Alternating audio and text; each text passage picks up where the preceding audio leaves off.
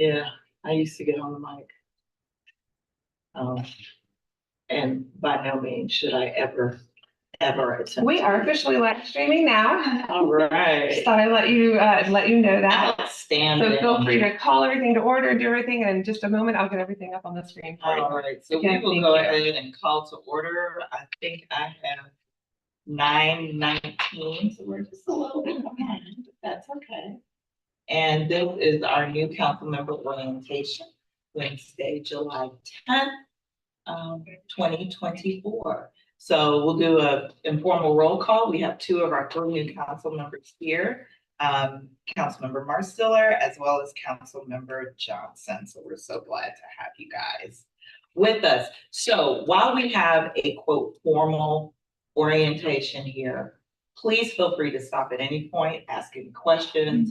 If you've been keeping questions and it kind of fits in, please do that. As I said before, this is the first time we're having to actually do a new council member orientation.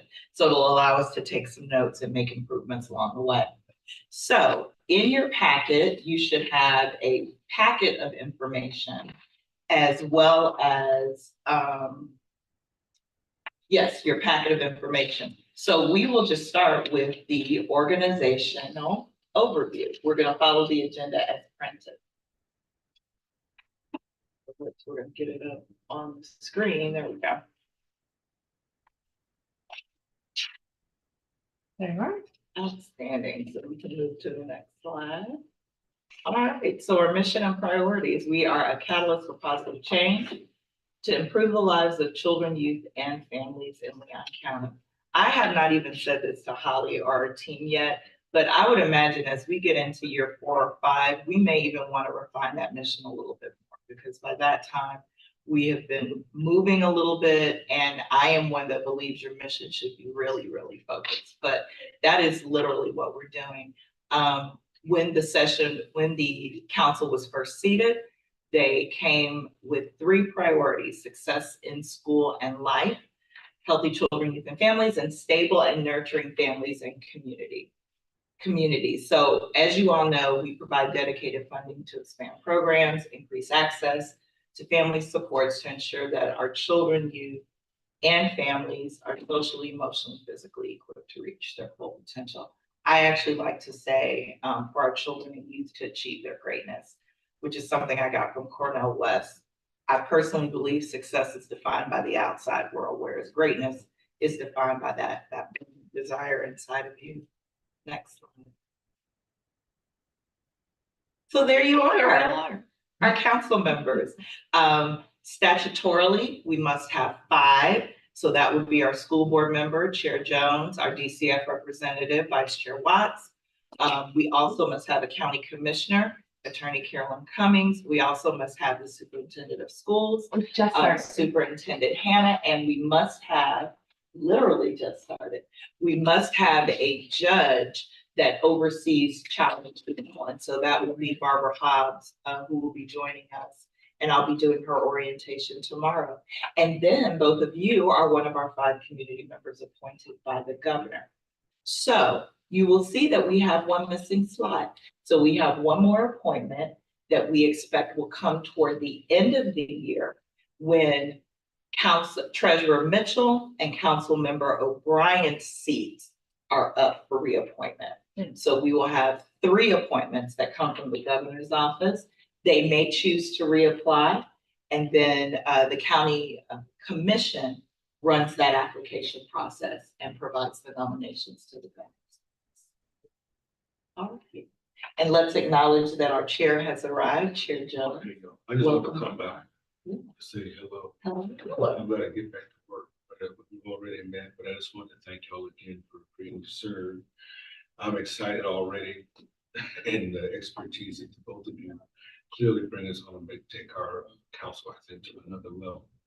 I will say that I am biased regarding our executive director. She is done. When I used to be in human services, we were in that same space, sometimes at the same time, and I'm really happy about what she has been able to do since her appointment as our executive director. There's been a great deal of work, but this team to include Holly and everybody else that we've been able to bring on, have just done a yeoman's job. And I think that once we bring on your expertise, we're going to harness all of the resources and connections that you have, particularly as we have these stimulating conversations with people in the children's services ecosystem. I think it's going to be invaluable. So again, thank y'all for saying that you're saying yes. Thank you for coming to this particular activity and this orientation. And like I like to say at school board meetings, I'm certain for the CSC, the best is yet to come. All right. Well, thank you. All right. Thank you both. Thank you, Holly. Don't get nervous, get back about it. But I know you guys are terribly good. Yeah, we thank y'all so much. And again, good to see You you. take that with you. Okay. Or you, yeah, Okay. take it. I'll take it. Okay, very good. Thank you so much, Chair Jones. Good to see you too. Have a great day. All right. So this is our team. So currently we have 5 FTEs, and that is our executive director, our director of finance and operations, our lead program quality and accountability specialist, and our program and accountability specialist. We are hiring, as I told you, for our program accountability and contract administrator, and we've narrowed that down and should be making an offer. And then Holly McPhail operates in a contract position, but as our special project manager. So prior to hiring the person who's going to be doing contract management, was that position filled It was. previously? It was our program accountability and research manager. That person was with us for about a year, a little over Year and a half. year and a half, Yeah. and decided to go back and get her PhD. And so what it allowed us to do was really look at what we needed in the space. And so we retooled that space just a little bit before we went back out to. So who's doing contract management in the interim?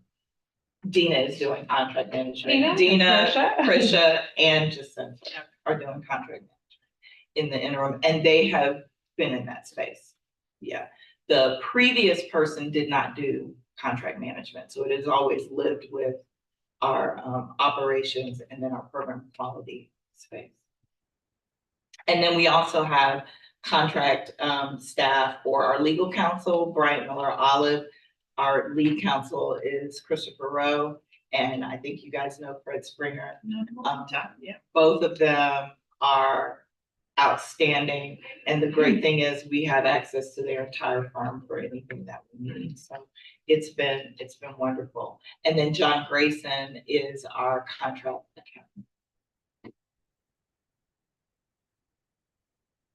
So we're small but mighty, So let's talk a little bit about the early. Back up on that. Yeah. Well, I thought Grayson was with Purvis Gray, no? No. No, Okay, I missed that. no, What are he, the uptake on that? right, he has his own accounting firm, Grayson Accounting and Consulting. Oh, And prior to me joining, he was retained as our contract accountant and has been doing a great job at a very fair price. Very fair I price. was gonna say maybe less than fair. Maybe too fair. And for auditing, you've had the outside. Right, because for auditing, we have the outside, which makes sense. We were given, the county suggested, finding, local business in our procurement policy. We said that we wanted each of our firms to be local and at least 50% minority owned was one of the expectations of the city and council, and to choose someone with local government experience for both the accounting firm and the legal firm. So the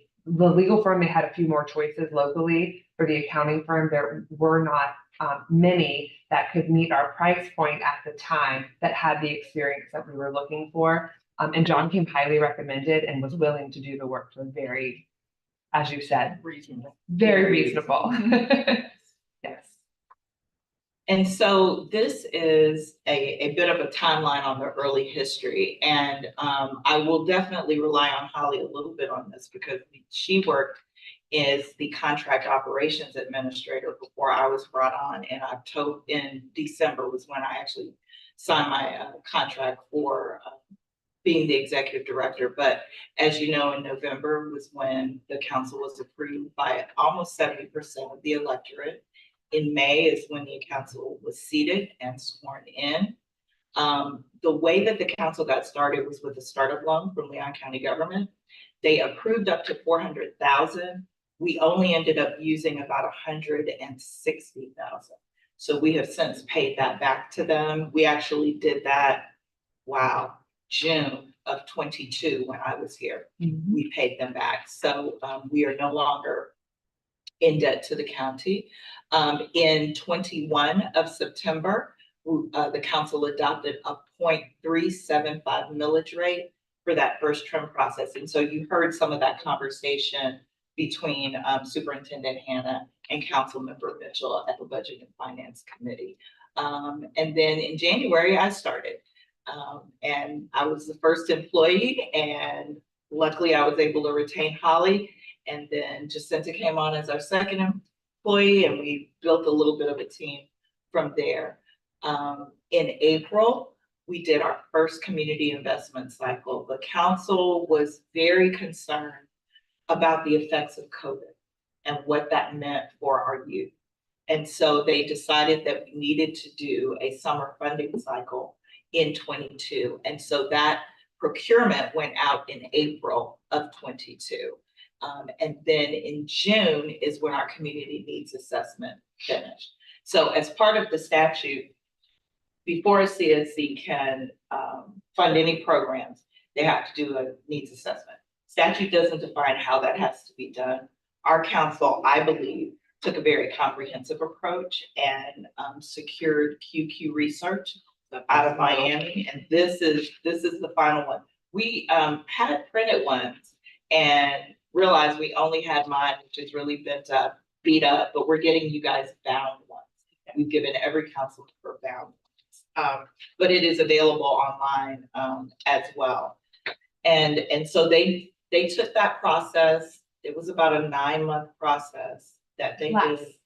A little less than 9 months, okay. And then right in January is when COVID bloomed again. Right. That was fun. So they were finished in June of 22. So these were their objectives in the needs assessment process, to identify and quantify the conditions, needs, and assets of our community, to analyze the access and delivery of resources to our community, and to provide findings to develop priorities and strategies to address those identified needs and gaps, while really looking at what existing resources were here that could be further exploited. So their deliverables were a theory of change, which we will go through, their key outcomes and measures, a comprehensive program inventory, which, by the way, they discovered that we had somewhere between 800 and 1,000 nonprofits, upwards of 1,000. You'll see it on the slide. Oh my gosh, we ended up upwards of 1,000 Almost 2,000. nonprofits that deal in human services and children and family services in Leon County. Some serve one, some serve a lot. So that spectrum. An informative programs inventory. So really looking at what programs were out there currently operating, the gap analysis, where the gaps were, and then giving us 2 sets of funding options. So we got a funding option that would inform that April procurement for the summer, and then a funding option as we moved into priority procurement. So we'll look at that next. Any questions? Because I know this is a lot. Oh, I don't have any questions. You should have a big theory of change. And as we launch into that, I'll just kind of give a little bit of background of this and where these buckets came from and why the needs assessment was so vast. And I'm going to say wide, and later on, we're going to talk about deep versus wide. That was intentional by the council's doing. When they came in and sat, they were handed a roadmap, if you will, from a Wasn't there a shadow planning council. committee? Yeah. I call it the shadow council. Yes, it was technically called a planning committee. It was 21 members. That could have been people who applied. There was some rollover, like Superintendent Hannah, Mark O'Brien. There were some rollover. Yeah, of course. Didn't he chair it all? He did. Yes.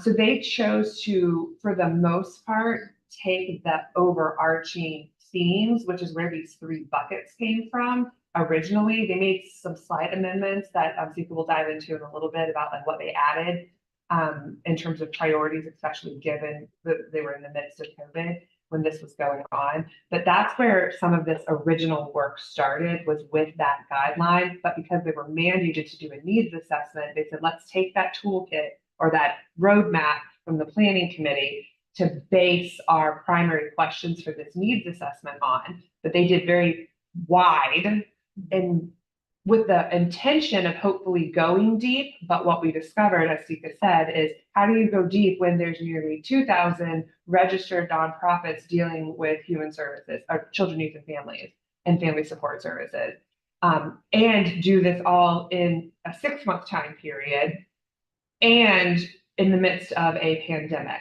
There was a lot of barriers that we faced. And so something that we have often said is it was a needs assessment, not the needs assessment. It was intended to get us started. As we start to hone in on where we really want to go, the likelihood that we'll do something else, we can look at other CSCs of how they've done it, we can design our own, but just to kind of keep that in mind that it was never meant to be the be all end all of knowledge. It was the start. And it's a point in time.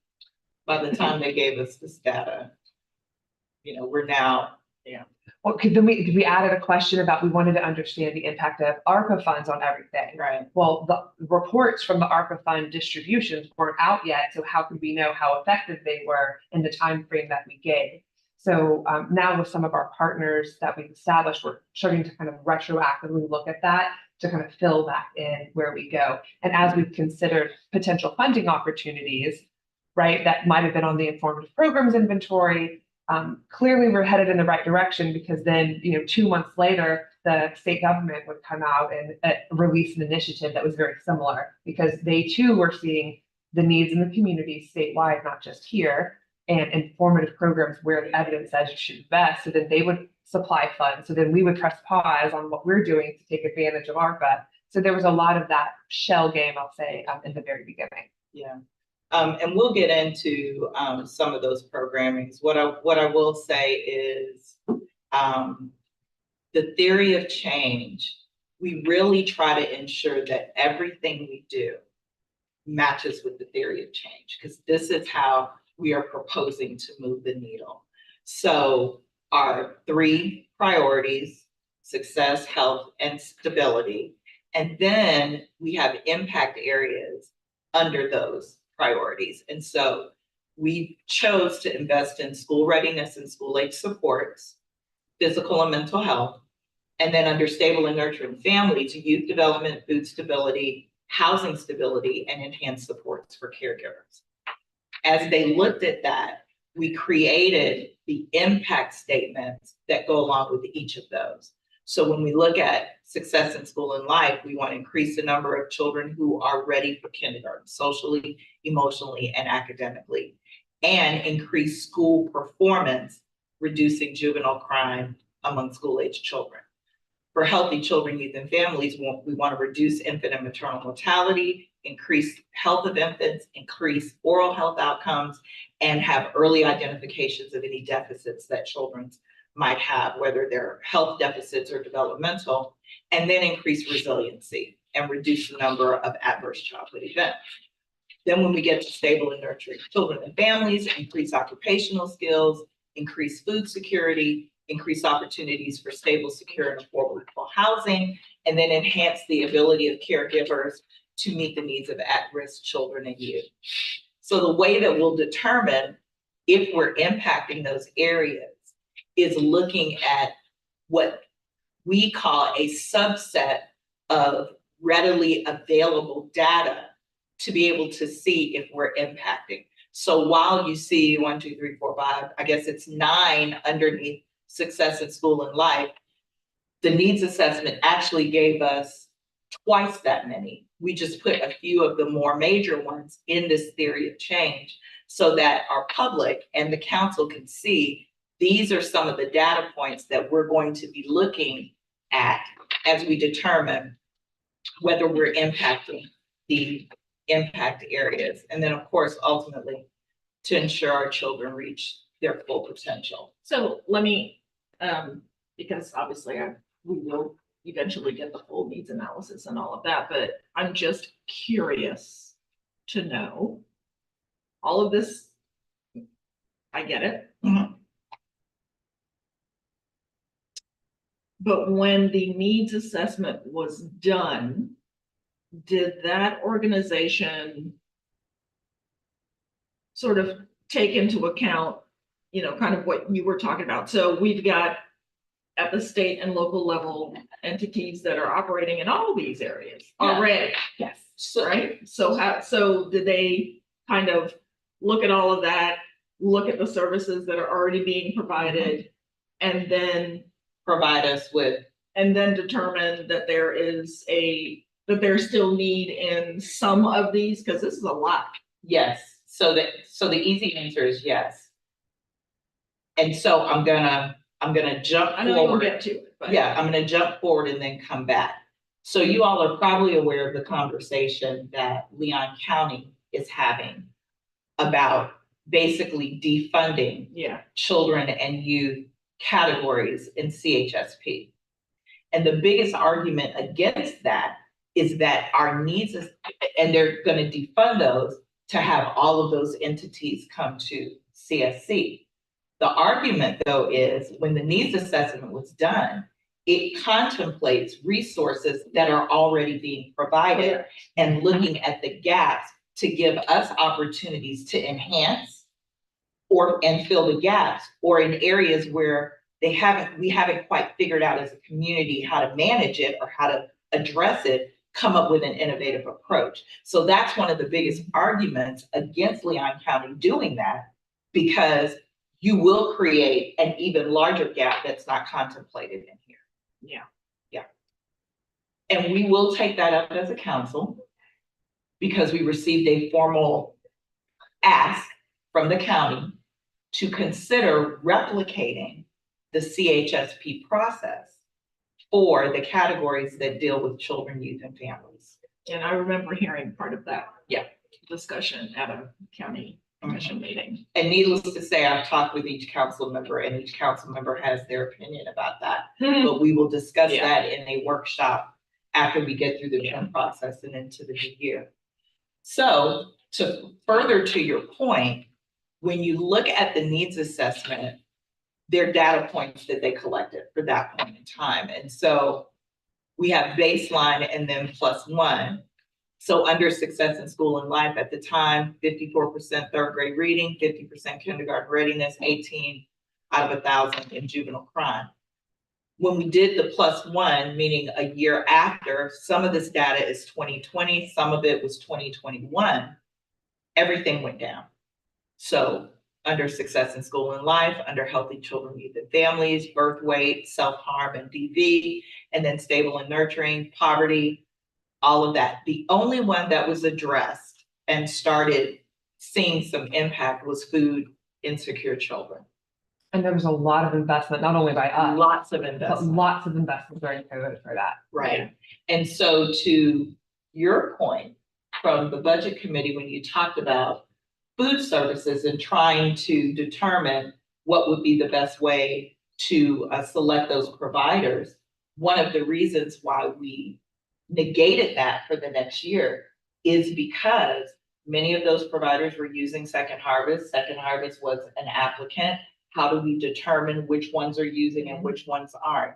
How do we determine whether they are taking advantage of SNAP and some of the federal programs? We just don't have the capacity to try to get all of that information and then try to do a procurement on food service. So what we did instead was roll it into our summer programming. So if you applied, you had to show where you were feeding the kids twice a day, you were giving them healthy snacks and giving us the menus, those types of things. And we also provided in their resource packet leading up to that, through one of our capacity building trainings, some of those resources that were identified the year prior on the committee that you served on. So Right. making sure that they knew about the resources through the Summer Break Spot program, which is the FDAC feeding program. Right. So many of the programs this summer are actually utilizing that in partnership with Second Harvest. They had, I'll have to confirm the official numbers when we get the final report, but I want to say, I think it was at least 4 new of our programs signed up as break spots to take advantage of that food. We also connected them with elder care services who have received federal and state dollars to provide childcare food. So we were able to connect them to the existing resources instead of us funding it. Right. many of them, from the time that you did that procurement, didn't even realize they could qualify. They didn't even know what. They didn't even know what it Didn't was. even know what Yeah, it was. you're right. All they knew was, we're gonna try and feed And people. it's not a criticism. It wasn't No, intended to be not at a all. criticism. It's just kind of the only point I wanted to make was in the context of, I got the sense that we were all trying to feel each other out on where we were gonna be on the millage rate. And I just wanted to say that I wanted to better understand how we approach contracting in these areas to make sure that we weren't replicating services that either were underperforming or we're in those areas, or we're underperforming before we jump in and think that $8 million isn't going to move a needle very much on any of these. They've got to be incredibly strategic, and we aren't the bank for human services in Leon County, from what I've read thus far. Yes, yeah. Well, and then to your point, and so I think you got that point across. We understood exactly what you were saying. And we'll talk about this a little bit later, but it's important to note that 2,000 number of entities, of nonprofits that are focused on children, youth, and families. Because while it seems like a lot, to your point, didn't even know about the resources. So when we talk about capacity building, it's not necessarily the capacity to serve more. It's the capacity on how your organization is run so that you can take advantage of all of the state and local funding that is out there in a way that makes you accountable. And so we will see that as we move further, and that's why we had to invest in that capacity building, because many of the organizations had never applied for grants before, and then you have your machines, your bigger organizations that know how to do it. They do it over and over. Then you get the criticism of you keep funding the same ones over and over. So there's a balance that we're trying to strike with the grassroots and the research supported and evidence-based, because what we've discovered in this community, there is an appetite and there is a need for our grassroots to get in there in some communities. But in order for that to work, they have to be able to meet our accountability. They have to. I mean, I only started reading the gap analysis, so I'm literally like 5 pages in, but one of the things, one of the goals, as I understand it, that the council has settled on in the way of capacity building is also to serve as a, catalyst for partnerships among the organizations who are operating in the space. Absolutely. And maybe, obviously this will be something, for later discussion, but maybe there's a way for the council to join those two things together in the way we do procurements, right? To encourage the larger organizations to partner with the smaller ones, which will help them build capacity and understand. Exactly. So there's a way. Yes. It's no different than, doing any kind of government procurement where you say to the potential responders, and for, this particular thing, we would like to see, you're going to subcontract with. Yep. Like Absolutely. an MEWE or, something like that. So. Yeah, we're starting and one to of do the that. best examples I can give to your point is when you have, let's say federal money comes out and it goes to a larger university. And one of the requirements is you find a partner, either smaller university or HBCU. That's probably the one. So find the HBCU in the area to kind of partner with. Yeah. So we have been moving in that direction as well. And to be even more transparent, from the beginning, we have tried to be very candid with organizations. So much and so that we have said, I know I have said, listen, you are doing what about 5 other organizations are doing. And so it may be time to look at how you all partner up, because all of you are going after the same group of children, youth, and families. Or you need to see if you're really doing something that matters. So for us, we've already been told that our accountability is stringent. We are the one of the most stringent funding entities that is now in this community. Really? Oh, yeah, we've been told that. And we don't apologize for it. And And we it's only say, gonna get oh, tougher. okay, it's gonna get tougher. Mhm. And That approach. ultimately, it's about making sure we get the best services provided as well. And I think to Brent's point, which normally I say council member, but we're also, Please. yeah, he's been asking me to do that for a while. Sorry. Yes, I sir. want to be on the team. He actually emailed me and said, I hope I move to Brent soon. I don't know. I love it. To that point, $8 million, $9 million isn't gonna move the Right. needle. You know, it's not gonna do everything, but if we do it in partnership with all these other people, we should start seeing the. Two of the things that we've just, I want to say experimented with in this past year was not mandating partnerships, but rewarding it with bonus points in the procurement process. Yeah. That if they come Right. forth with a partnership or a subcontract where you're Exactly. leveraging And one that's the another, way to do it. you get those bonus points. And it's, in some cases, it's worked really well. In some cases, it hasn't. There were actually in this year, 2 different programs applying and saying that they were going to be at the same location at the same time. And we were So that's a like, partnership. do you guys know about each other? And then they realized that like they were going to be using 2 different rooms. Since that time, they've actually partnered and was able to because they didn't get funded from us because they didn't partner coming into it. So they weren't selected. They've since partnered and been able to leverage resources, and they've taken advantage of our capacity building stuff so that they're going to be prepared next time. We're coming in with a bona fide plan of how we're going to leverage each other's resources more effectively to reach more children and to let you do what you do good and let us do what we do good. And so they're starting to catch on with it. And even with all of the trainings, our onboarding for all of our investment partners, we bring them all together and we spend literally 45 minutes of just them introducing one another so they know about each other. Because oftentimes they come into our room and they've never heard of the program that they're here with. And so it's building their network as well as they strengthen themselves. That actually raises another question from in my mind. So in the process of doing the needs assessment, Yes. where this organization, got, I'm sure, as much information as it could have on the nearly 2,000 entities who are operating in this space generally. Do we have, because I haven't looked,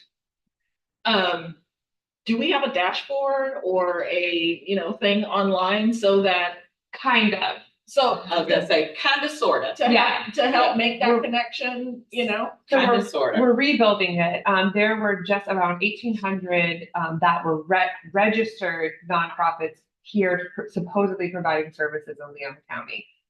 So many of them did not respond, that they were in the database. And so when we mapped it to like a heat map, they were everywhere and it didn't make sense. So we wanted to drill down and remove the ones that didn't respond or only serve 1 or 2, that type of level, so that we kind of cultivate out from that, where they really are and what they're doing. So yes, we do have a dashboard.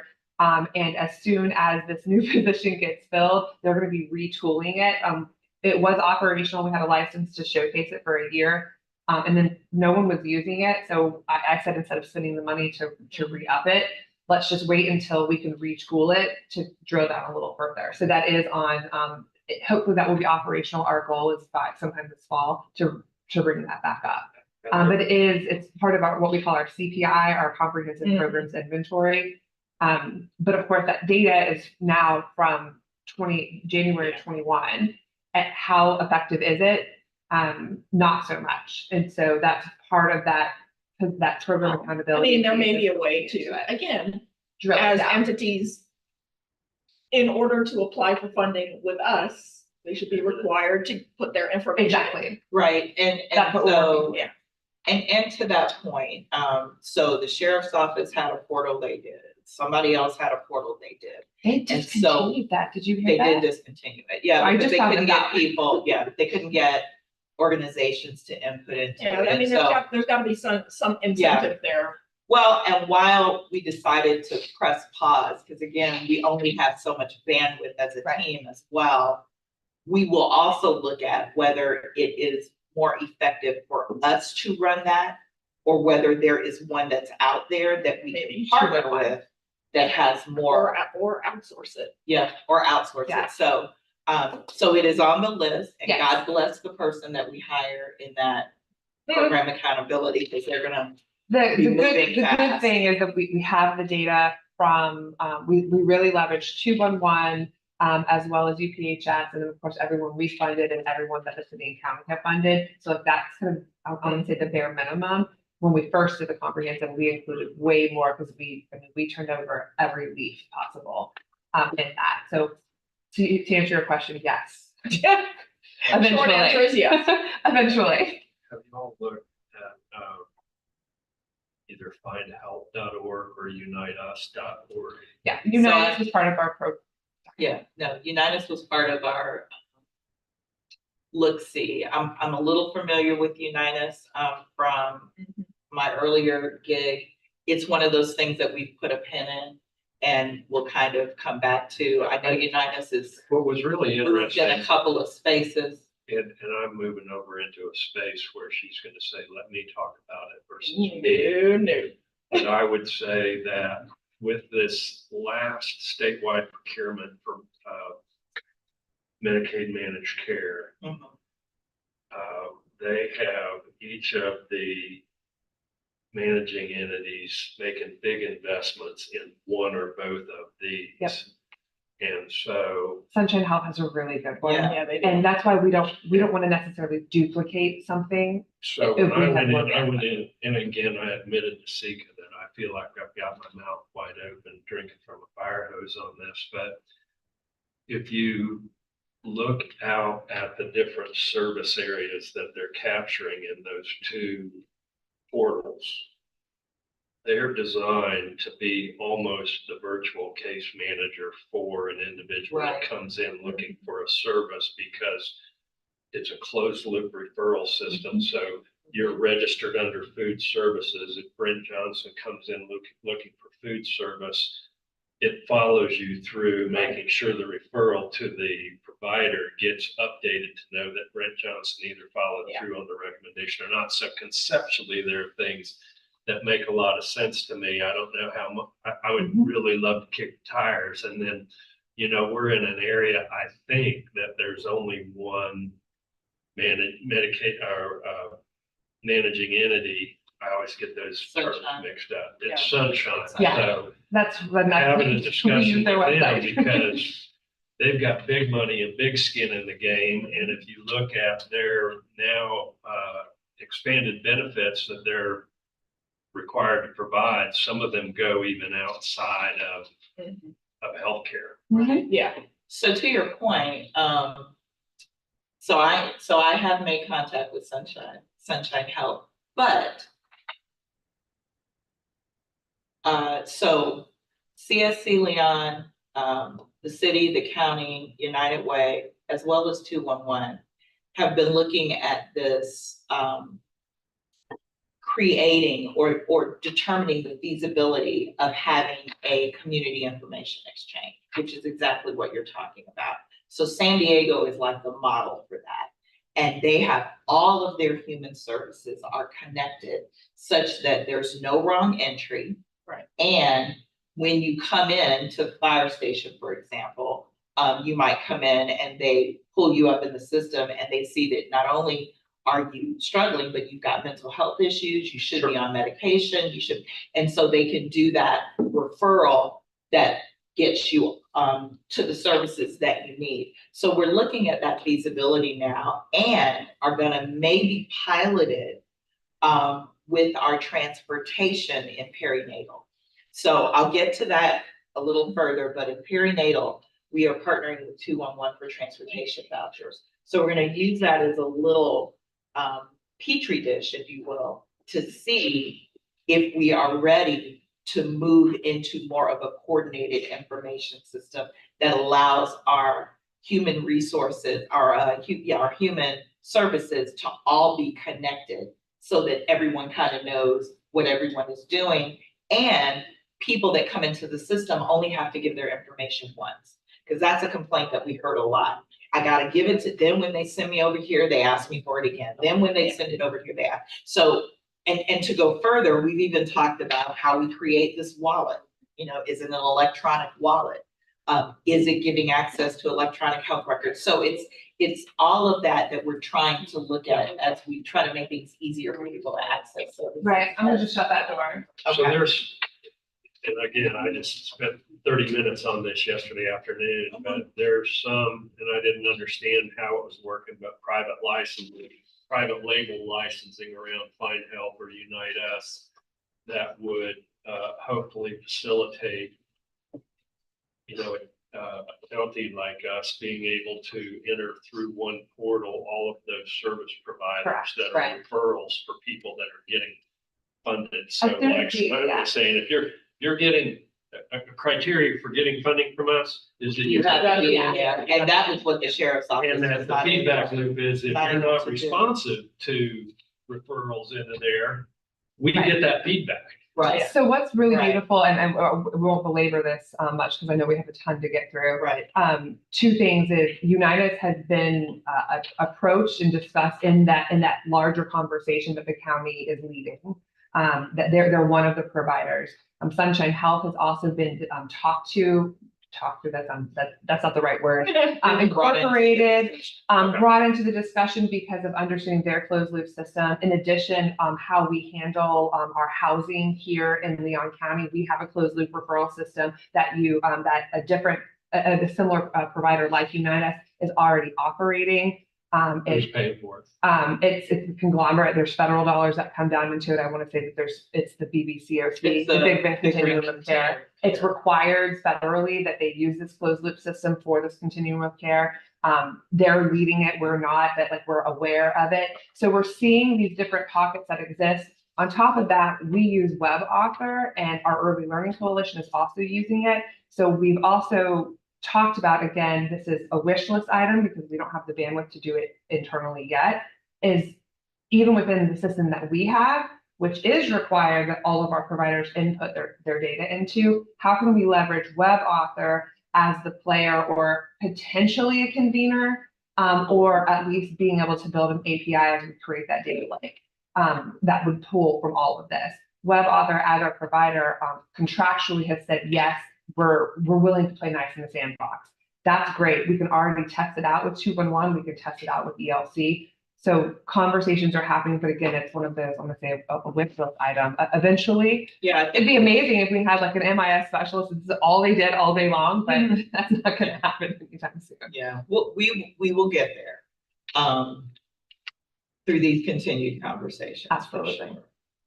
So then we want to look really quickly at kind of layered outcomes by census tract. So I want to say one of you all actually mentioned that at some point, and I can't remember who it was, but knowing where the services that we have funded already, where those are happening. Oh, that's not what this one is. This is the Needs needs. assessment. This is Okay, needs, so we're not still on needs services. Mhm. assessment. I think services must be coming up later. Yeah. So this is the needs assessment, and it shows you the census tracts that fall within that. The reason why we've highlighted Sable Palm and South City Foundation is, as you're probably aware, Sable Palm is a community partnership school that is managed by Children's Home Society. And so it is in that 32310 and 32304 adjacent area.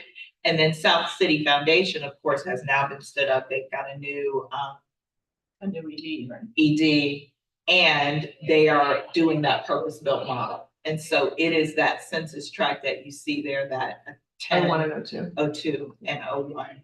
And so what we also want to make sure we're not doing is we aren't duplicating anything that is going on in those particular areas, but rather working with them and doing enhancements.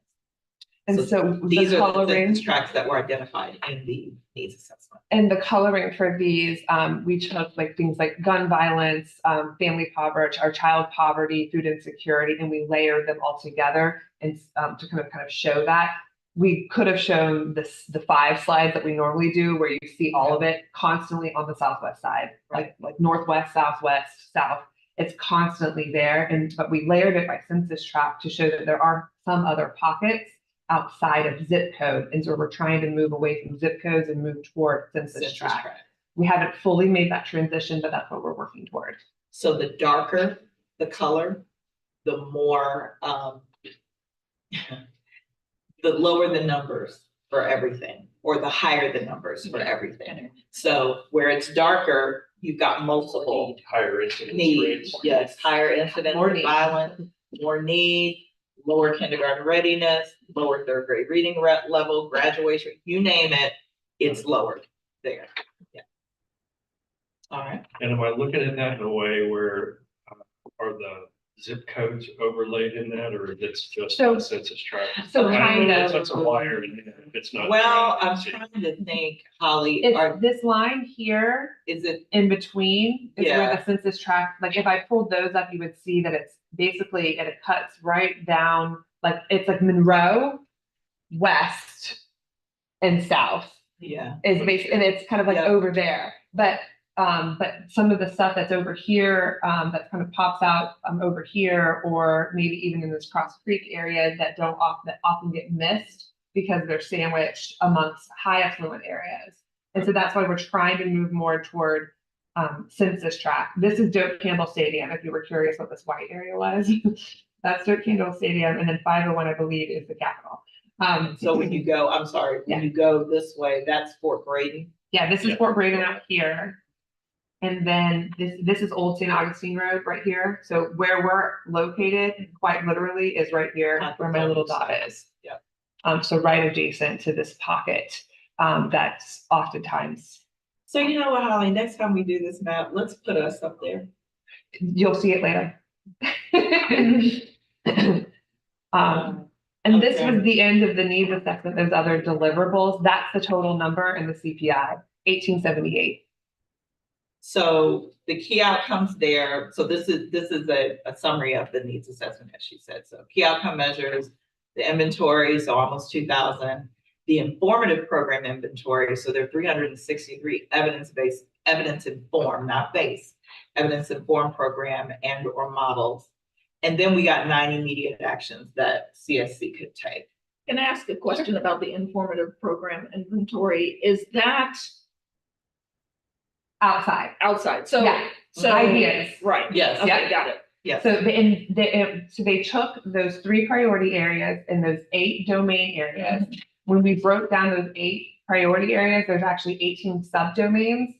For every subdomain, we identified key outcomes and measures that you could be looking at to measure meaningful change from an evidence-based perspective. We then tried to find every program that was doing something in that space in Every Leon program. County. Every program in Leon County in those 18 domains is the comprehensive programs inventory. And then the informative program inventory is looking at promising practices, evidence supported, or evidence or evidence-based. So it was research, And it was research promising, supported, yeah, yeah. promising practices, research informed, or evidence-based. Theory of change, the big theory of change. Yeah. Because when I talked about the data points, That's the key, that's the that's KOM. what these are, the KOMs. Yeah, Some of them. yeah, we could have fit all of them because there was 250 plus. So all of this is the data. So how does the council use the informative program inventory? So that's where the recommendations and the funding comes into play. On the next slide. Yeah. So, the So, first thing that, well, so I don't know if you want to show them. I'm gonna take a quick 5 break if I can. yeah, let's take 5 minutes. And I'm gonna get more coffee. Absolutely. Well, We're gonna finish. I have a meeting I have to be sitting in front of my computer at 2. Oh, we'll be done Oh, way before. yeah. that. Okay. Yeah, Yeah. we'll be done. This is fun. I know it's lots of information. It is, but it, you know. Is it for coming together? context, On the slides, so well, they don't have the full one. It is in here. Oh, this is the whole gap. Yeah. this is- Are you wanting to get in? Is it locked? No, it says name. Oh, no, No, no. no, no. But she, You can go the back way through. is that door open? Yes. Okay. Should be. I love you. And so,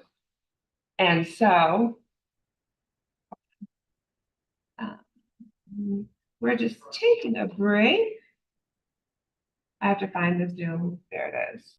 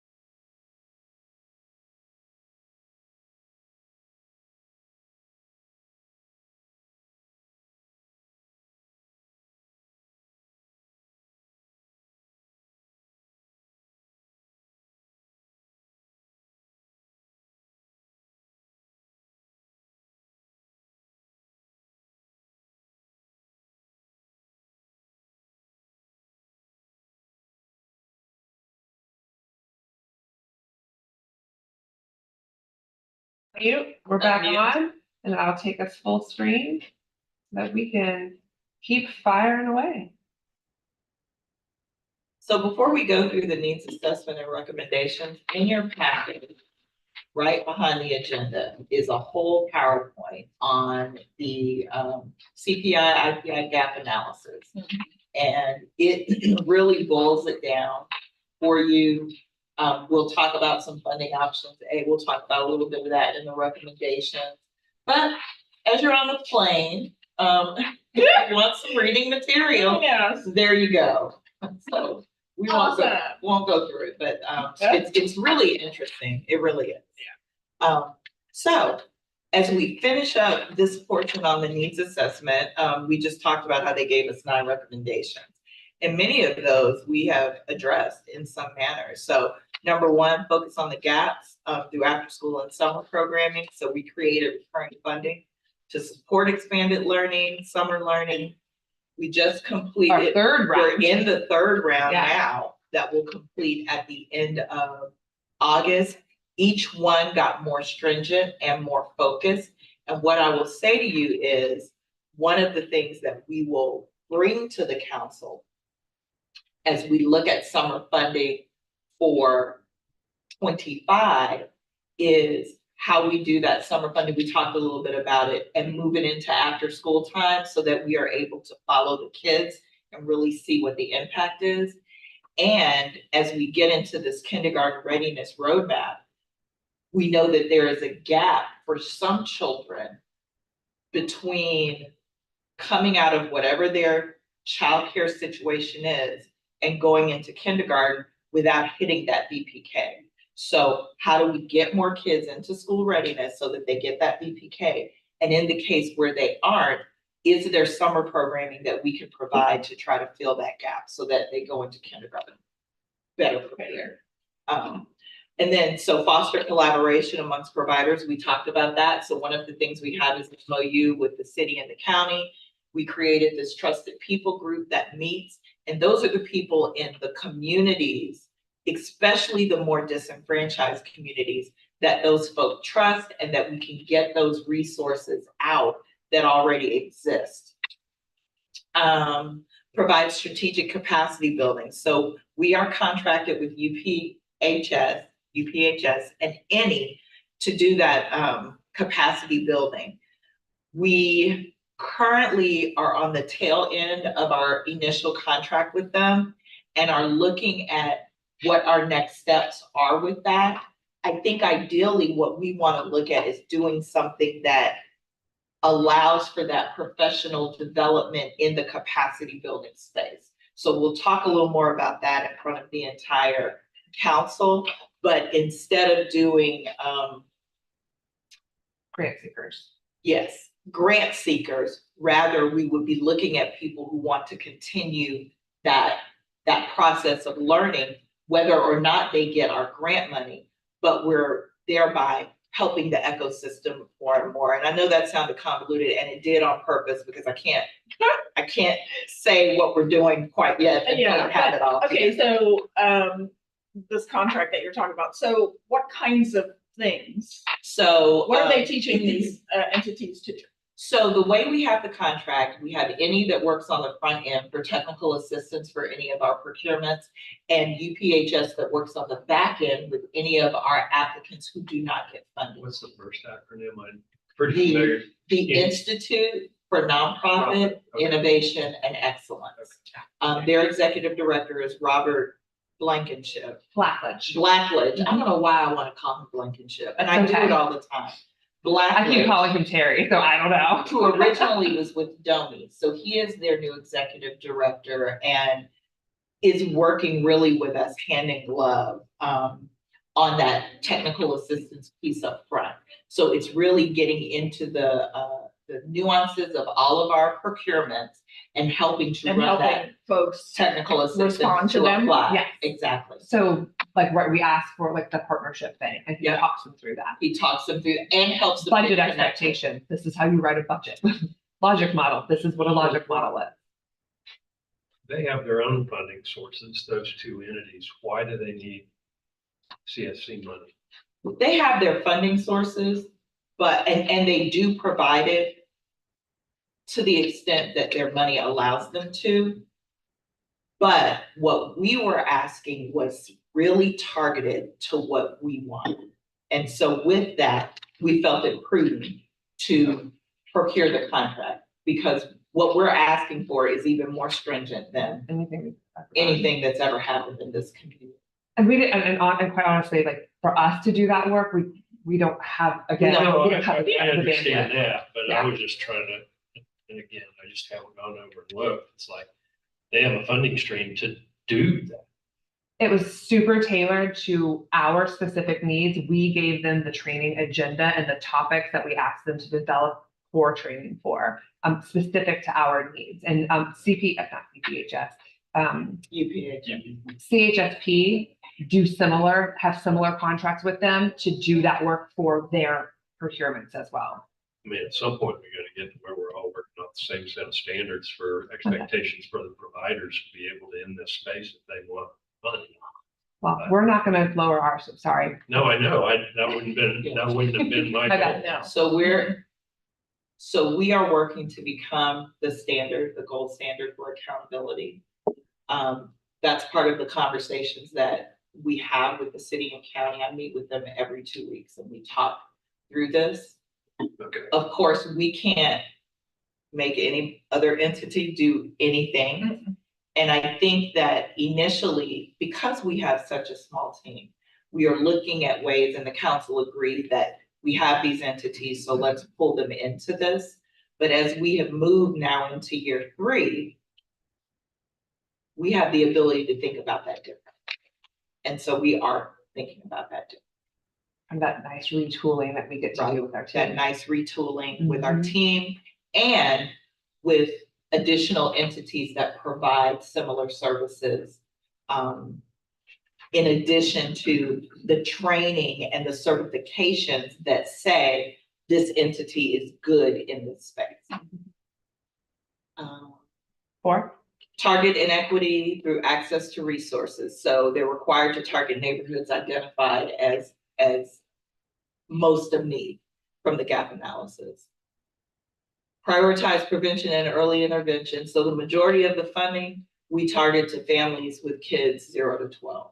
And with our kindergarten readiness, we're going even down to 0 to 5, 4 and 5.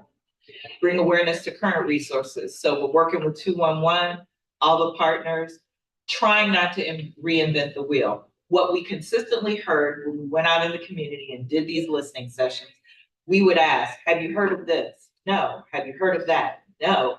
So 211 agrees, they just got a new CEO within the last year, that their impression in the community to have been here for 20 years is not near as high as it should be. When anyone walks around and says, oh, I need this, the direct answer should always be 211 because they can connect to all of those resources. So they are working on their own plan to increase their knowledge in the community. Yeah, it seems like 211 or by design ought to be the findhelp.org or UNICEF.org. Which they goes receive to the federal and state dollars community to do that. information exchange. Yeah. So that's why we, the city, county, and us are working in tandem with them to see how we raise them up. I like to say they're kind of in the adolescence, raise them up into this adulthood where they literally become that information exchange. Leverage experts to address systemic issues that impact our kids. So we regularly consult with providers, families, we do the listening sessions, we do workshops, we talk with experts in the area. I'll just use Mimi Graham as an example in kindergarten readiness, so that we can ensure that we're moving in the right direction. Create a youth advisory council to elevate the youth voices. And so we press pause on this because we want to do that in the basis of our FRCs. So ideally, the family resource centers become that hub for these neighborhoods. What we know is that the neighborhood structure has just become disintegrated. All COVID did was make it worse. So where you used to go to school in your neighborhood, your church in your neighborhood, you had that neighborhood. We don't have that anymore. So one of the goals of the FRC is to create that. The model is a strength-based approach with place-based services, so right there in the neighborhood. So it made sense to us to pause the Youth Advisory Council and have those grow out of the council that sits with the FRC. Whole Child Leon still operation, Sort of. Yes, part of. Yes, they Yes, are. they are. They are. Well, I mean, they haven't folded the tent yet. They have No. not folded the Resources to tent. do anything. They don't have an executive director. They have an They interim, have an interim. they have an interim executive And director. they are running a very successful program with continued grant funding through their hub. And then they have some other resources that they've been able to acquire as well. So are they in that Family Resource Center space? So the way that that worked, they were one of the applicants for the Family Resource Center. So, yeah, From here, they were. So it was Whole Child Leon and Children's Home Society of Florida. Children's Home Society was awarded the contract, and Whole Child Leon is one of those subcontractors that they are using for community screenings as well as the Behavioral Health Navigator program. They do have an interim director, J.R. Clark, and I think that their board is I couldn't find their board. reimagining what Whole Child Leon. All of their He board. resigned when he was appointed. So he resigned in May of 2021. So Ed Fever is still on their board, Sean think- and I, I Did think he Ed finally is, retire? I think he's emeritus now. yeah, but he participates. Yeah, Jacqueline Steele, Kenneth Pratt, Natalie Cato is the Natalie Cato chair. is the chair. Mhm. And then they are working through other issues that they have with their former executive. Okay. All right. But they're still operating and doing their major functions. In fact, we're partnering with them on the 10th Annual Summit for Children. They're hosting their Jumpstart for Success back to school thing. And so then lastly, bring awareness to CSC Leon's presence. So we table events. We now have a monthly newsletter, which you both will be subscribed to. Maybe. It's called I Treehouse. think you're subscribed. Have you? Not- Okay, No. okay. I'll make sure, it might have gone to your spam. And check I'll your forward spam. it to you I'll make sure it gets to you. We have video spotlights. We've got a podcast Coming. production and semi-annual screening events. We hold events here, books, balls, and blocks. How about that? I got it Good right. first try. In concert with Help Me Grow. I was saying H&G. Health screenings, I assume. Health and Mental health. developmental screening. Sunshine Health that is gonna run. So most of the developmental screenings are actually organized by Whole Child Leon. And then Help Me Grow has their developmental screening that they do. Yeah, the Whole Child does the big giant The big community one. ones and Help Me Grow does little ones, but they work in partnership with Whole Child for them. So we just do the little ones here because we don't have the space for a giant one. But we've done two. I just feel like They receive federal or state funding to do that. Right. even from my time at ACA, singing and at DJJ, there's got to be better coordination among all these entities doing all these things. We've got to get folks doing things more efficiently And in partnership. Yeah. in partnership. So In Help Me order Grow's to doing it. measure effectiveness Right. of the money we spend. Right. Because there is so much going on and everybody's disjointed. And if there were, one thing that I would say, we have our mission and all of that. But in order to accomplish all of these things, if we can get all these entities if we can, Sharing it. well, yeah, that's a whole different story. Yeah, but do more coordination. And so we are trying to be in that space. Statutorily, we do have the role of being a convener as well. Yeah. And you'll hear more about that when we talk about kindergarten readiness, for sure. All right, so our investments to date. Next slide. It's just going slow. There It's we go. taking its time. All right. So from summer 2022, we spent 1.5 million, 29 agencies. They worked from June through August. We went across all three priorities. You'll see there 500,000, 11 programs, 2,300 families. Wow, I just lost my words. 114,000 for 3 programs in healthy children, youth, and families. We served a little over almost 1,000 families, and then stable and nurturing, 825 plus, 2,100 families, and we touched 65,000 households with access to food that summer. Now, let me say, that was the first funding cycle we did. I came in January, we issued an RFP in April. And somehow And it- turned around 29 And contracts in May. somehow turned around 29 contracts in May so that they could get started in June. It was it was what I like to call one of those wide open procurement processes, because the goal of the council was to get kids into programs so that parents could go back to work with COVID.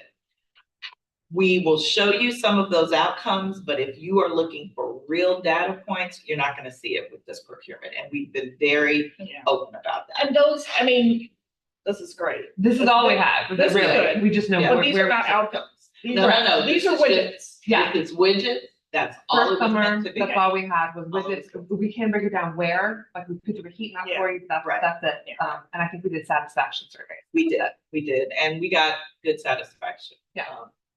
And then 85% were served in the targeted zip code. So for 23, we spent almost 1.6. We did 17 agencies. Now you'll notice we went from 29 to 17 because we made the stipulation more stringent. We hit 2 priority areas, 16 programs. You'll see 1.4 million. We had over 1,000 unduplicated children, and we had meals that were served with those programs. And then under stable and nurturing families, we did 1 program, and I think that was Food the facility.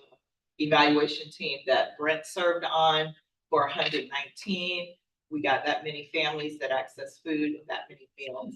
So to your point, Brent, the council decided, listen, let's just serve the entity that we know is feeding into all these other programs. So that's how we ended up with the 1, and it was Second Harvest.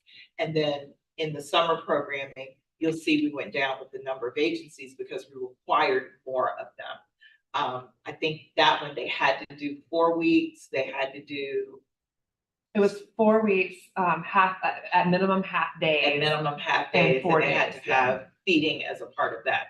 Correct. Can we go back one slide? Yes, So, for example, hold on a second, there we go. so to your comment just now, council decided, let's just, help fund Second Harvest. How do we know that the $119,000 narrowed a gap in food security? In food needs? security. Right. How do we know? How do we know? So with this particular one, they provided in their outline where they would serve, and then we also said that we would tell them where to go serve. So we were able to tell them Based on. Based on the needs assessment. Yeah, based on the gap, in the needs assessment. So when they did their reporting showed where they served in those areas. So as you'll see, we hit 66.8% served in our targeted zip codes. But that was one of the reasons the council decided, look, let's just fund Second Harvest, because to Brent's point, several of the programs were feeding programs were using Second Harvest. And then one of the other things we had some confusion isn't the right word, but so depending on the pantry, they were paying for food, and then some of it was donated food. Mhm. And so the council got so convoluted, it was a little more convoluted. So that was the solution, but that's how we know. And this year is when we added in some of those outcome performance measures, Right. for the first time. Right.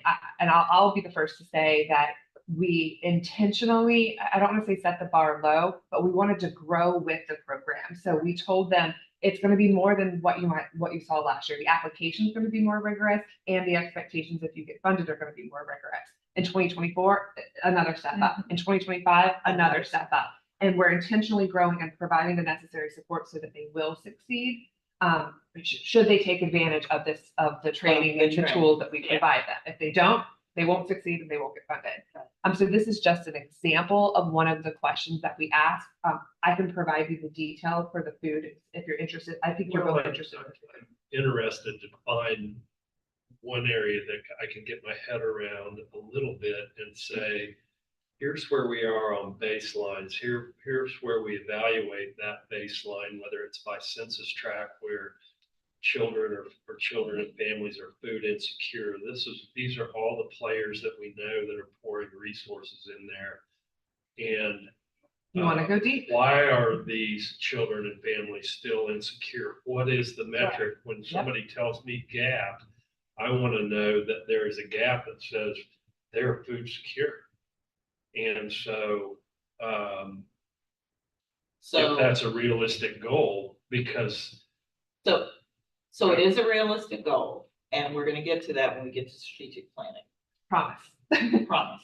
And I think it is a realistic goal and it should be a goal, but it cannot be achieved by just funding Second Harvest. Exactly. There's a whole set of other services to help, lift families up out of the circumstances that they're in, which goes back to my earlier comment about creating the partnerships Right. to ensure that that happens. so I mean, there's a whole probably poverty and economic instability and jobs and everything that are going to lift The people. juvenile justice stuff, Right. to your point about the SMMC procurement, when I was still, so we were still in the planning stages of that when I was at ACA. And one of the things that I said we have got to do, and to make sure that our health plans are doing this, we have to have what I call, I co-opted the First Lady's term, a pathway to prosperity. For those families who, there are obviously different bases for being Medicaid eligible, but for those folks and for the adults, the parents of the kids, they had to provide supports in the communities in which they serve in order to, because in my mind, the whole point is to help Medicaid recipients to the extent that we can get off Medicaid and get off welfare. Poverty That's the point. is the undergird We for don't all want of that. us. So We are jumping in the strategic this planning is what, conversation. so Yeah. this is what Yep. we, the council, should be able to do by creating these partnerships and, 100% agree. all right, So- I'll get off. So this my is soapbox. No. So this is perfect. Go ahead. and So go this through is just the- one of the examples of how we measured. Yes, this was from self-report. We also looked at some other outcome data that they provided. So this is just one example of, through self-report, how well did the summer program prepare them to do better in school next year? And you can see that it was an overwhelming majority of extremely well. And we can provide you the full report that you'll see for each year as we just continue to step up. We'll continue to say what we're serving in terms of the widgets. We're going to keep track of the widgets. And with our data system now, we can then turn those into heat maps for the widgets, but we're also collecting outcome data, not just widgets, not just how many served and where and how much and how many meals. We have that, as well as now, was there academic gains? Was there social emotional gains? Was there resiliency gains? Was there, and so we're implementing those as we move forward now. So then this is 2024, and I'll turn it back to you. Yeah, so 2024 to date, it was 1.7 million, 11 agencies. So this one, more stringent than the last two. Had to be a minimum 6 weeks, minimum 6 hours a day, minimum 4 days a week, and you had to serve 2 meals. So we've got 912 enrolled so far, and we actually host a summer expo in the targeted areas so that those parents have access to signing their kids up. The other thing that we made sure that we did this year was, if you were awarded funding, you couldn't charge the parents. If you charged the parents, then you had to look at a way of giving that money back to them, because what we hear, and this is true from a lot of agencies, you sign up because it's free and then you decide whether your kid's gonna go. And that's a slot that could have gone to someone else versus paying $5, $10, $15, $25. And then after your child has attended so many weeks, you can get that money back in a gift card or whatever that might be. And the parents had to commit to the full 6 weeks to full get 6 the weeks. scholarship. Because what we know about the evidence of summer programs has to be high quality, long-term duration and dosage matter. Right. And as you can imagine, when we're only doing summer, we can only track those children from beginning of summer to end of summer. We can't track what happens during the year, which is why we're proposing going from summer into out of school time for a year's worth of funding so that we can get their progress monitoring and all of the things to see if the program is really. So that assumes that these organizations can do that. The ones that will Yeah, right. apply. That's yes, what I mean, yeah. absolutely. Mhm. Absolutely. And 75% are in our target zip codes. Next slide. So we encumbered another $592,000 for summer program. We did a summer scholarship program for 6 programs serving children with special needs. What we found in the community is that, so in the past 2 summers, it was open. When we did this current year, because it was summer learning, that effectively knocked out any programs that were serving children with special needs, because what we were asking, those children couldn't give us PM1, a lot of the data points they would not be able to give us. And so what we heard was that a lot of parents just needed respite and connection for their children with special needs. So the council approved a scholarship program. It was up to $75,000 for an entity. It could be a week or 2 weeks, depending on the format of the program. And we were able to fund 6 programs and scholarships for 375 special needs children. And then we did, or in the process of finishing, a summer youth internship program. And I smile because it was awesome seeing these children. So for $250,000, we placed 42 students with community businesses. So you're probably aware of the city's program where they place kids in city internships. The county has a program where they place kids in county internships. Nobody had a program for our businesses, particularly small businesses. So that's where we came in. So we were able to provide 42 students with internship experiences, a week of training and orientation. They have 6 weeks of a program, and then they come back at the end and do basically a capstone of their experience. We're really excited about it. And how old are the kids? What's the age range for The this? youngest is 15, oldest 19. And we're also working with Florida Ready to Work, which is, I guess, Yeah. now under Florida Commerce. So Yeah. we're working hand in hand with them to get certifications and hopefully credentials. We're not forcing credentials, but we're strongly encouraging the certification and offering proctors to do administering those tests. So leveraging existing resources with our partners. And that goes to helping our youth when they finish high school, having a CTE, having a certification and a diploma, and they can decide which way they want to go. So I'm grinning ear to ear just because like our intern's working on this project and he told us an amazing story yesterday. So we have an intern. Very awesome. Yeah. So to what extent does either DOE or our school board Involved with that? involved with that effort? Sure. We haven't really talked with DOE about it, with the exception of Florida Ready to Work, which I know is technically through Florida Commerce, hand in glove with the Leon County School District. They not only provided us the location for us to host our orientation, they're also hosting 2 interns with their program. And there's a program that we have in town, it's called Worlds of Work and Talent Hub. Every 9th grade student has to log in during the year. I don't know the specifics there. I'll tell you what the specifics are of it. Well, they do resume building, they do all of skills that training, through the and it's all through Talent Hub. And so right. So this is every ninth connected grader to has that. to do So that. it's all integrated so that we're working in partnership without duplicating any efforts. Yeah. And then our next this one. is original kindergarten readiness, not new kindergarten. Yes, so readiness. this is original kindergarten ready. I'll talk about new kindergarten. So we had $695 to support innovative approaches for school readiness. ELC, many CSCs partner with the ELC, and we just called it an on-ramp program and it just kind of stuck. So 250,000 to expand eligibility for school readiness. And we anticipated 505, and it looks like it's gonna meet, possibly exceed 505 individual children that were able to roll over into school readiness. So what the statute says is that if a third party provider can pay for 1 or 2 months, for a family that is just above the income limits for school readiness, they can then roll that family into school readiness. And that's what this program is designed to do. And that one, we did work with DOE or OEL to do a match program. Right, so we did a match program.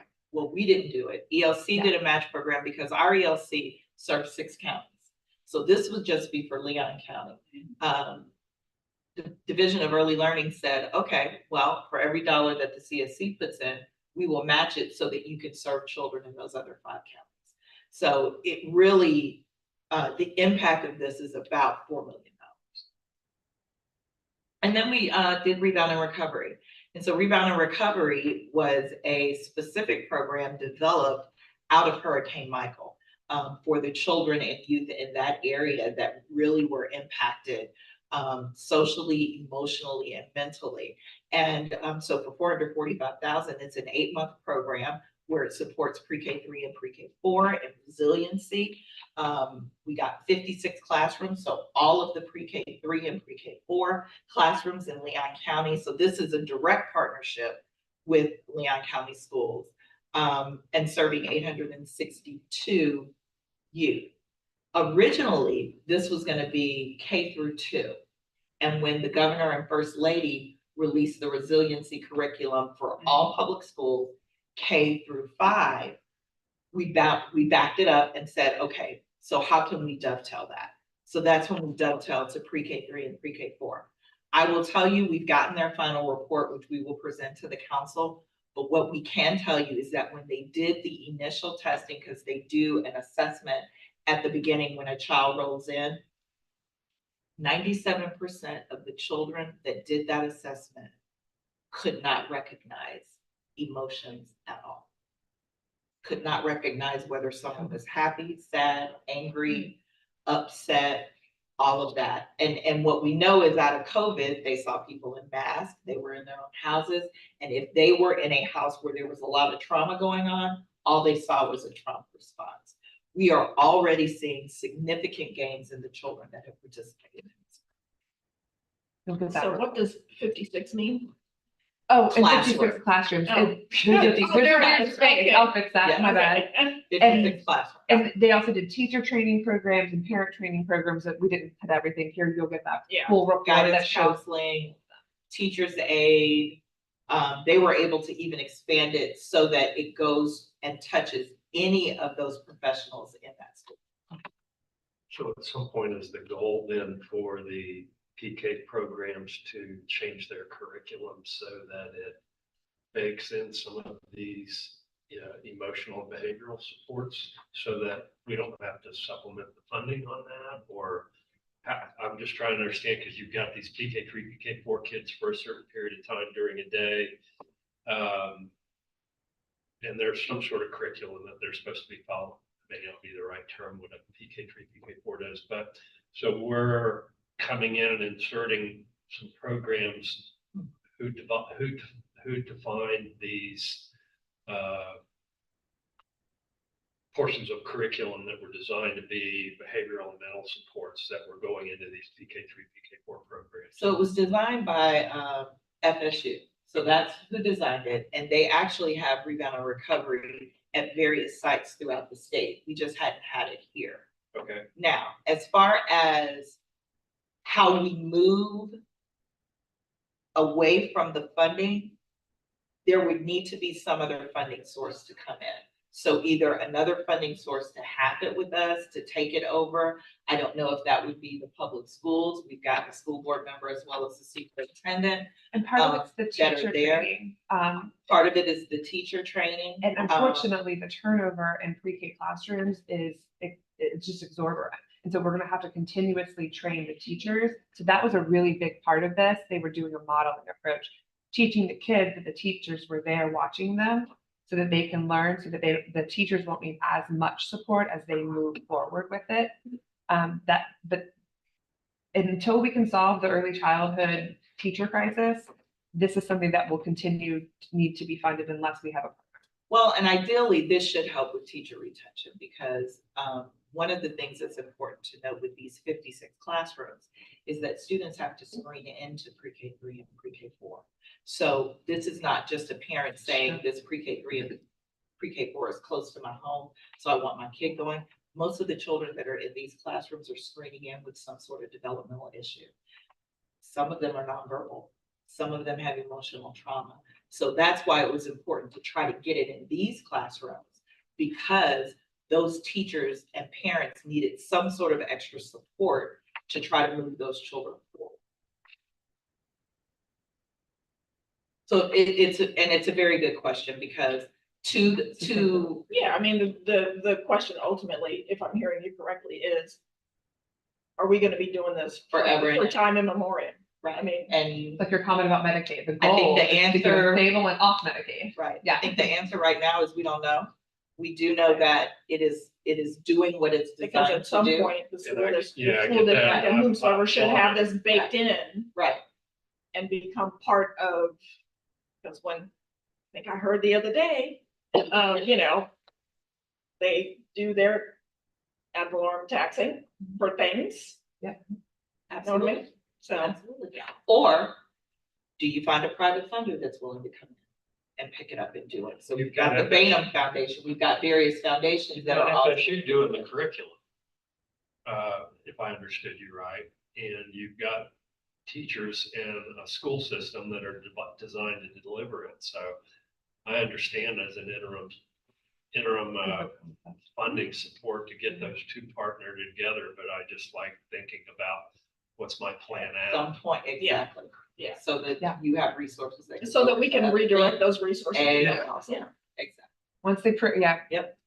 prove themselves and All right. So then our next move family supports. is family support. So 3.1 million to support 10 programs for long-term family support. So we went across all three priorities for youth mentoring programs. And that was from, it'll be from August of 23 to September of this year. We have 350 plus youth that are served to date.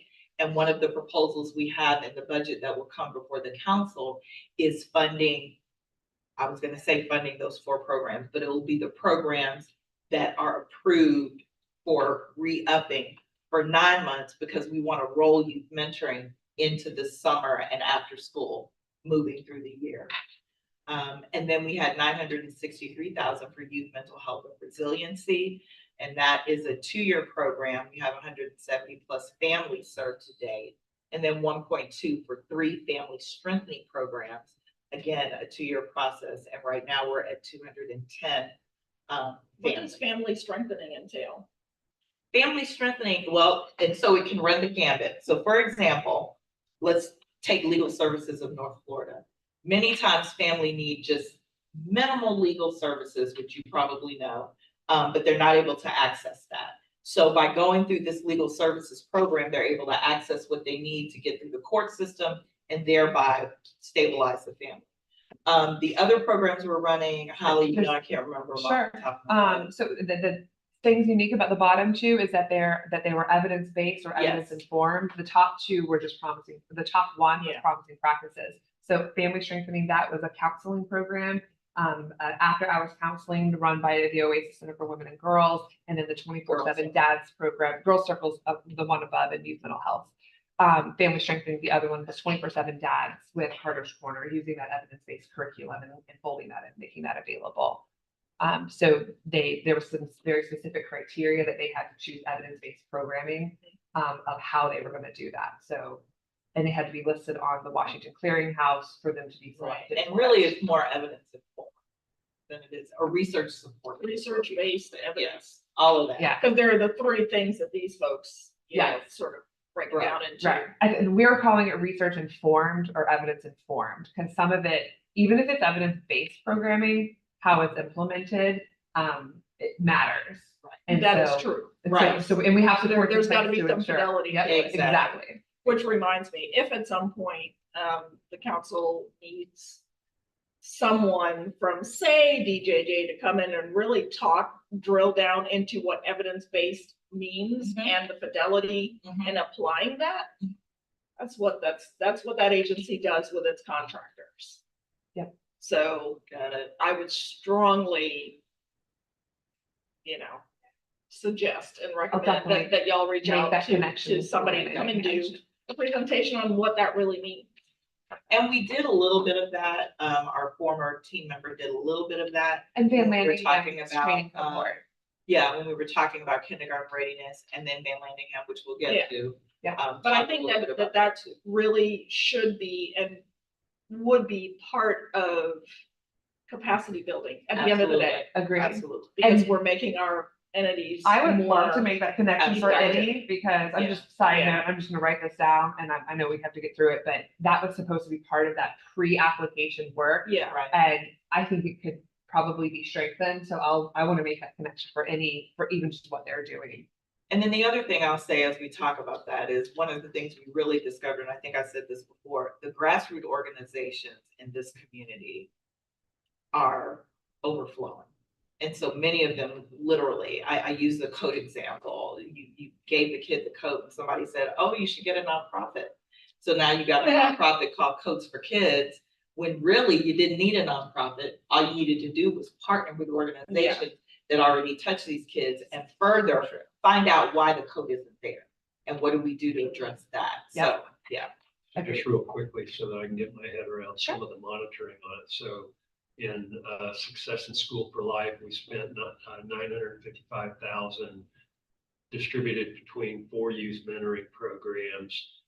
Is the metric that we weren't funding startup youth mentoring programs? No. So is our metric that Some of they them were could able be. to serve 350 additional youth in their mentoring in the targeted program? areas presumably, right? Yeah. So that would be a widget, and we definitely have Right. that, but we're also looking, we're using evidence-based tools to measure the quality of the relationship between the mentor and the mentee. So you'll be able to see, as the reports come in at the end of the funding period, you'll be able to see if they were effective at doing But that. at the end of the day, and this is maybe we need to get their goal, but you're partnering with youth mentoring programs that have programs for mentoring. We can't layer in a more stringent, really, program requirements around the ones that, okay, this dollar got spent on money from the CSC, so now I've got all these additional metrics. They have to be baked into the other, so the other youth that are being served in the existing program before they got 955,000. Yes and no. Yes and no. I was gonna say Yeah. yes and no. So yes, there are some metrics for, let's say, a nationally recognized and nationally implemented program that's Like doing youth mentoring. Big brothers. Big Brother- and Big that's one of Sisters. them. I wasn't gonna name it, but Big Brothers, Big Sisters, or Yeah. Boys and Girls Club. So they have metrics that they have to meet nationally for their sure, funding.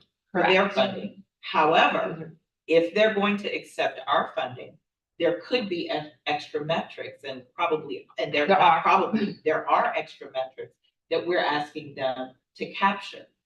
Sometimes they can do it within their own data system and just report out. We even, and like I think Holly said, WebAuthor is open to any APIs that need to happen between someone's data system and WebAuthor. In the case where that can't happen, then part of their funding is to fund someone that will put those metrics into our data system, SANA. So so to your point, yes, you want it baked in, but there are some metrics that we are requiring that they may not capture in their normal. And for every child that's being served, these are new children. So for Big Brothers Big Sisters, they had a wait list. We didn't come in and supplement what they were doing for who they're already Already serving. It's serving. all new Right. kids. Big Brothers, But conceptually, if I was the +1 for them serving, and my services were being provided through the CSC grant, and they had additional metrics that they had to track. That is just on me. correct. That is Exactly. correct. And That they is could choose whether or 100% not they wanted correct. to track it on their other people. Yeah. Because they have the ability to do that in our system. And I would say for the youth mentoring, 3 are existing programs and 1 was a new program. First Tee was the new program that First they've Tee. now populated and funded elsewhere, but they used this funding to kind of get them off the ground. And new is a misnomer. Oh, that's true, because it's still a It's a national misnomer model. because it's a It was national new model. here. That's right. Thank you. But it was a startup Start. is my point for that one. Alright. Okay. And then FRCs. And you will probably have more questions as you contemplate. It's going nice and slow. There you go. All right. So we encumbered an additional 4 million to support the creation of a network of family resource centers over the next 3 years. And it hits all 3 of our priority areas. And as I discussed earlier, we do believe, and several council members agree, if not all of them, that could be the turning point in our community. Having these FRCs that are stood up in these neighborhoods. So the initial investment was 609 to start and test the concept before we move into the full contract. So that's what you see behind you. The concept FRC will be adjacent here. Single entity was selected, that's Children's Home Society of Florida. The incubator space is here at Cross Creek. And if you think back to the map. You mean this one? That maybe will show up now? Darn it. Oh, yeah. Yeah, you see the little blue dot there is us. And you see that there are areas of need on either side of St. Augustine, which is where this concept FRC will be. Ideally, we are looking at Fort Braden as a selected spot, Macon Community, which is our purple dot, Frenchtown Griffin Heights, which is our green dot. And then we also already have resources that are there at Sable Palm and South City. So that is one of the reasons why we aren't looking to stand anything up there, because with Sable Palm and their den, it basically is a conceptual FRC with medical services, dental services, and all of those things there. And then South City is looking to develop the same thing in that purpose-built community. So is that the concept for the FRCs that the council is investing in? When you say Family Resource Center, So it's a one-stop shop for something. One-stop And shop. co-locating Services, co-locating resources. There are national standards for FRCs, and so our provider must comply with those national standards so that we can measure the outcomes that happen out of the FRC. And you have members of the community that will staff and raise up those FRCs because they're trusted. And so it really is a strength-based. And are the FRCs, because there are evidently national standards, do those standards tie into federal funding that they pull down? maybe they'll have to apply. Yeah, but Yeah. So the provider will apply for that funding, because ideally, once we stand them up, as they then they need apply, to, absolutely. Right. They start looking get at other funding as our funding Okay. comes down. And there's some funding that's going into other communities in Florida right now, leveraging CDBG funding that Right. are pulling down from it.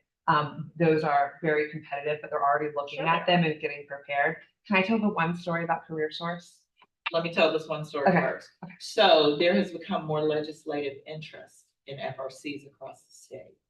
The Tampa area, the Hillsborough area has an excellent network of FRCs, and they have one provider, it's Lutheran Services yeah. that provides those. So there's a lot of interest in possibly having state funding that goes into those FRCs. And so we're excited that this one will be stood up, and we expect to use it during legislative session for any legislators to kind of come in and see that model. So yeah, as state funding becomes a bit. Is that where Mike Carroll? Is he now? Is he still with Lutheran Services? I don't recall. And our I don't Lutheran pay attention Services to the is CBC very, stuff, here is very Yeah. different. but it's entirely possible. So one thing that I like to point out is you're talking about partnerships and providing services. There's so many providers of services that families necessarily don't know how to access them. So we're not necessarily funding all of those services at the FRCs. We're providing a space to co-locate them. So for example, Career Sources around the corner, they have an amazing computer lab. if you are someone who's trying to use their services and you have young children, you're not allowed in the lab because they can't accommodate kids. So we're putting a satellite career source computer lab in that hole that's about to be bust through that wall tomorrow, right in there. And then we're gonna have this drop in childcare, and then the FRC is gonna staff it. So, And that's part of this kind of And that makes leveraging. sense, because I mean, and just based on my very, very high level, I wouldn't even call it research, but because I was doing some research for somebody else, but looking at Hillsborough, Mhm. the, like, the main FRC, if you will, that they have is that's a Hillsborough County building.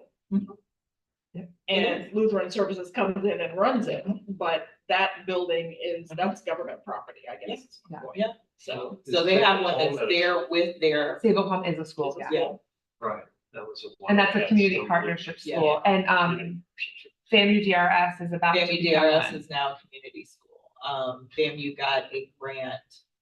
I think it's $9.1 million. And so they are part of a consortium of state schools, state colleges. And so FAMU DRS is now a community school. And they're located about halfway between, around that 1101 and 12. They're located around In like between, there, yeah. roughly. Oh, No, My- no, my they're methods. closer to, yeah, 1101. the mouse is not As very my big. alma so is Sable Palm, Running under the requirements for an FRC. Sable Palm is running under the requirements for a community partnership school. And those requirements are set through the University of Central Florida Center for Community Schools. And Children's Home Society is the top nonprofit that helped to stand that up in the state legislature. Right. And my understanding, according to Anna Kay, who's the state coordinator for that, that they are looking at the applying to have the UCF CPS model accredited. That's not the right word, through the national standards, because they align nicely. I don't think it's something that they've done yet, but they're having conversations about it The right now. community partnership school is a model that is exclusive to Children's Home Society.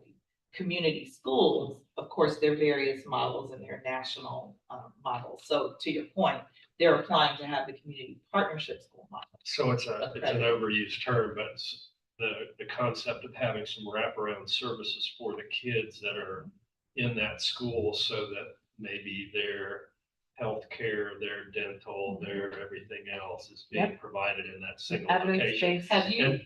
Have you seen the community partnership school? We should tour it.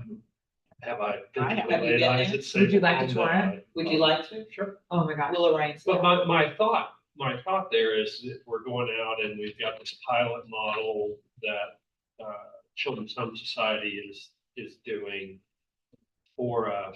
Are we leveraging either Leon County school properties for that, or are we we've got to rent and stand up a building on that? Because it's not So- just getting into the real Yeah. estate business. Yeah. It's empty real estate is like So, surface, not so bonkers, but. well, first and foremost, we can't buy property for anybody other than us. So that's the first thing. The second thing is, so part of the concept of the FRC being here conceptually is that CHS is looking and doing community assessments in those other areas. And a part of that is looking at possible locations. They could be looking at in-kind space. They could be looking at very low rent space. So the options are kind of open on that. For example, South City Foundation is looking to stand up a state-of-the-art early learning center at Leonard Wesson. So at one point, Superintendent Hannah had offered Leonard Wesson as a possible place for the FRC. But it didn't make sense for us to do that because South City Foundation is already in Wesson and they will already be doing stuff there. Who's funding them? South City Foundation got a $2 million grant from the federal government. They do their They own got private funding. equity as well. They have private equity and because They they're got County operating, dollars too. they got Leon County dollars, and because they're operating a purpose-built model, purpose-built is coming in. I to think they help just with got that. state funds in this Private funding. current. And at budget one as point, they well. were applying for $10 million from a foundation. So they're doing their thing. We're staying in communications with them. Well, I won't go so far as to say that. I was gonna say something, I'm not gonna say that. And we've been able to provide them resources about FRCs if they want to follow that model at the new Right. gardens.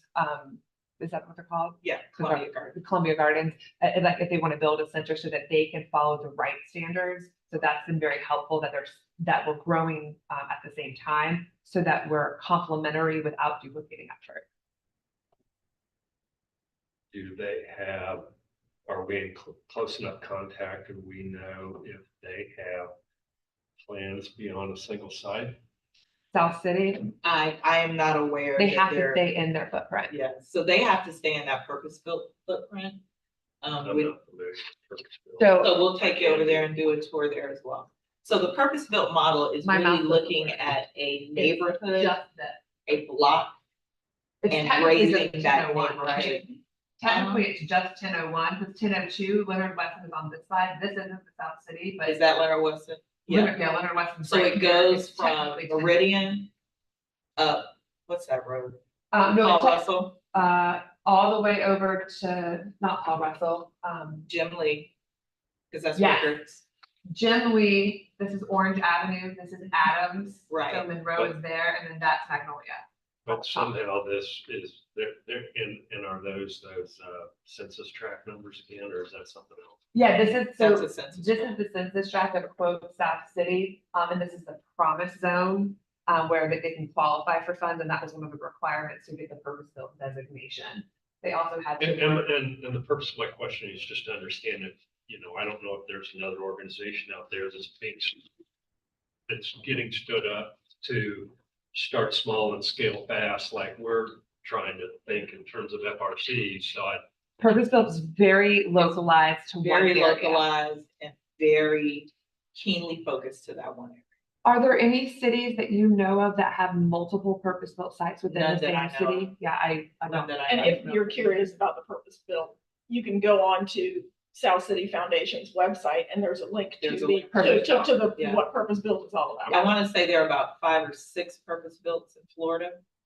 And they're growing, so Yeah, that's about right. but I'm only aware that there is one purpose-built Per, community per county, city. and it was like a 4-year application process that they went through, to develop it.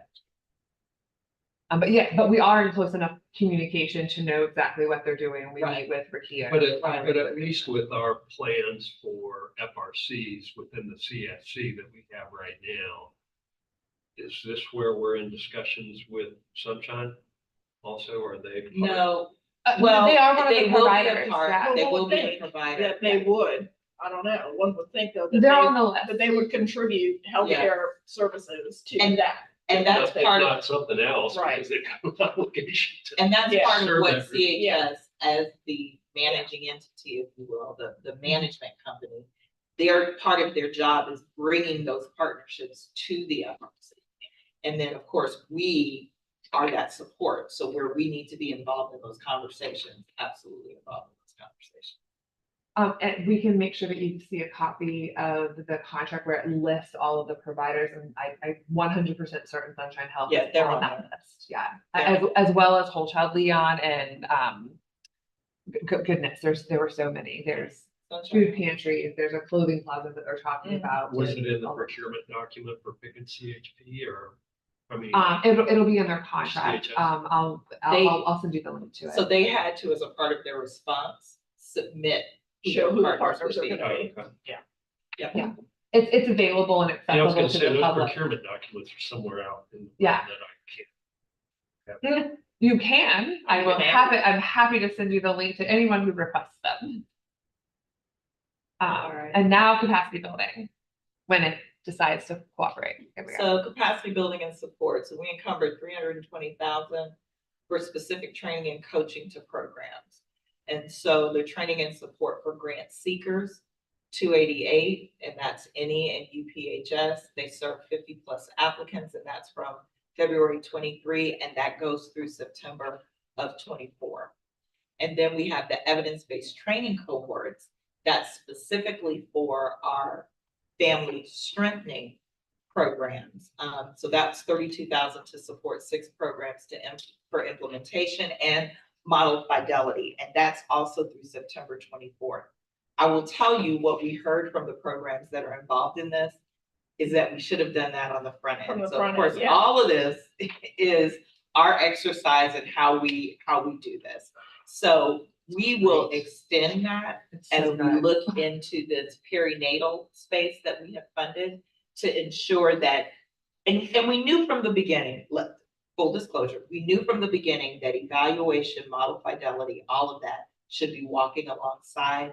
The council wasn't quite ready to move in that direction yet. And so it was the education of the council, in understanding how you develop the evaluation with a program. You don't just do the program and then have the evaluation come in, but rather have it walk alongside so that we are evaluating what really gives us the results that help move the needle. It is let me further say that it is amazing what Gary Van Landingham and his group are doing with those programs. Which we see with again. Ask you public policy. Ask you public policy. The Ruben asked He- you. So he sees Run the Ohio. evidence-based training I think cohort, he that's the did. grant recipient there. Yeah. And this whole, and no, sorry, I get really excited about this. Yeah, I'm I gonna be mean, quiet. I'll tell you more anytime you want to know. we're getting them for a steal. Yeah. Let me just say, It's great work. great. Okay, and then SIPs. And small investments for program success. So we awarded 350,000 to 27 small nonprofits as a part of SIPs, small investments for program success over 4 separate cycles. So let's talk about SIPs for a few minutes. Yes, let's, Let's because, talk about SIPs. because we had to evaluate, what was it? 6, 7, 8 entities, and I was like, I don't know What what in I don't the- really know what I'm looking for. Exactly. But So, my scoring reflected, yes. you know. Yeah. So we were looking at other CSCs to see what are you doing about in your communities when you have these smaller nonprofits that clearly are doing good work, but they are not ready to apply for your bigger funding. And one of the things that they said is that we look at doing small investments with them to help them build their capacity for being able to apply for the larger grants. So we created SIPs, Small Investments for Program Success, which is up to $15,000 for smaller nonprofits to apply so that they can become more savvy with applying for grants in the hopes that they would move And running from it- programs. and running programs. So they could move from just being the small entity to really being able to apply for funding that's going to move the needle. Well, how do they become more savvy? By learning what it means to apply for these grants. Yeah, So I guess, Oh, by and learning to I get that. And program. learning to run programs. What I'm asking is, when we fund, like we just did, 2 programs, $15,000 grants per SIP. Sure. What do they have to do So there are, programmatically to make sure that our investment is actually helping them do the things that you were just saying? so there are metrics that they have to meet as well.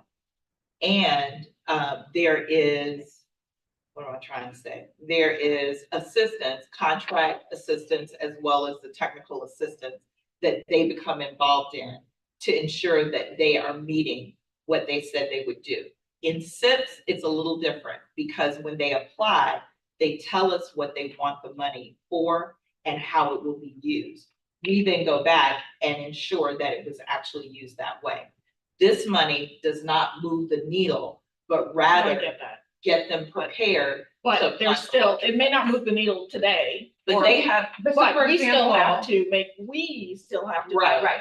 That investment that is we're doing what making they said they would is do. actually moving those organizations to where Higher. we say Right. we want them, and So hopefully that. for they'll- example, to get they it. might not have any experience doing any data collection, and they've never done data collection before. So what they're gonna learn, their Is how to outcome is collect it. how to do data collection, what security policies they need in place, what procedures for how they collect that, where they store it, all that. That's part of like their learning journey. They might have never done fiscal accountability. We've had some that just I was just gonna say. Right, Operate, they do have not no know what idea an how to- operating budget. don't know is. what an operating budget is, don't know how to do fiscal reporting. And so we teach them those things so that if they were in the future being able to properly apply, that we would have some level of confidence in their ability to do the bare minimum. Is this a one-time, It's you short. only, you only Yes. get it? It's You short only get it term, one so time. Well, if you yeah. get it, you have 6 months to use it, and you can only apply once a year. Yeah. Oh, once a year? Well, that's what we So- said originally once a year, but we haven't, So that's entities why we're can come pressing, back maybe. year after year. Well, at this That's where point, we're no at. one can come back because we haven't gone that. Because we pressed pause. Exactly. And we are suggesting some, what we believe to be pretty significant modifications Yes. to the Okay, good. program moving Yeah. forward. That would be helpful. With each application, it, again, first application was a little wide open, second one got a little more stringent, third round got a little more stringent, and the last round even more stringent, such that we had not as many applications, but we have had SIP applicants from that first round that were now able to apply for larger funding amounts because they basically learned Mhm. and are now able to submit an application for more funding to really do some good services. So are we requiring that a SIPS applicant participate in the previous slide? It's not part of that, but we have like our own kind of internal one. And quite honestly, it's all hours of the night that I'm answering my phone to help them, but that's something that we're retooling with our staffing plan right now. Well, I would just say that that can be baked into what. That's more about doing evidence-based programming and understanding evidence-based programming and model fidelity. They're not These there folks yet. are, Yeah, They they are- aren't even there yet. They would, Take me back. the evidence-based training cohort with No, that. no, He's evidence-based talking about training company. capacity. We're building, we're. He's talking paying about them training and to support. Help them be So- grant writers. It's There. interesting that that's part of the reason why we want to retool this. We initiated this before we started SIPs and didn't build SIPs into that. UPHS has willingly helped and stepped into that gap for Right. no extra fee and have been helping with that. But that contract was written before SIPs was ever envisioned. Okay. And so why you probably will not see this in its same format, that particular procurement in the future. Because we're operating different now. Right, I'm just saying that. So UPHS stood in the gap without adjusting Without their adjusting. I get it, contract. but if to I help. look at, that's $288,000, 50 plus or minus applicants, that's $5,800 per applicant that got services. Just saying. They got paid. So again, we are retooling Okay, that piece as I well. look forward to the retooling conversation for that and this. Yeah. Retooling. I think there's a better way. A more I mean, we effective had 4 areas way. where they could apply. They could apply for programming, they could apply for programming, they could apply for match funding, they could apply for developmental funding, and they can apply for sponsorships. We got no match funding. And so what that tells us is A, they either didn't understand it, or B, the amount was not enough. For example, Head Start needs almost $2 million in match. They're not, they're not gonna apply for that, and B, we limited this to organizations with an operating budget of $100,000 or less. So can I just stop you all there? Yeah. And talk about the evaluation process for these? Yes.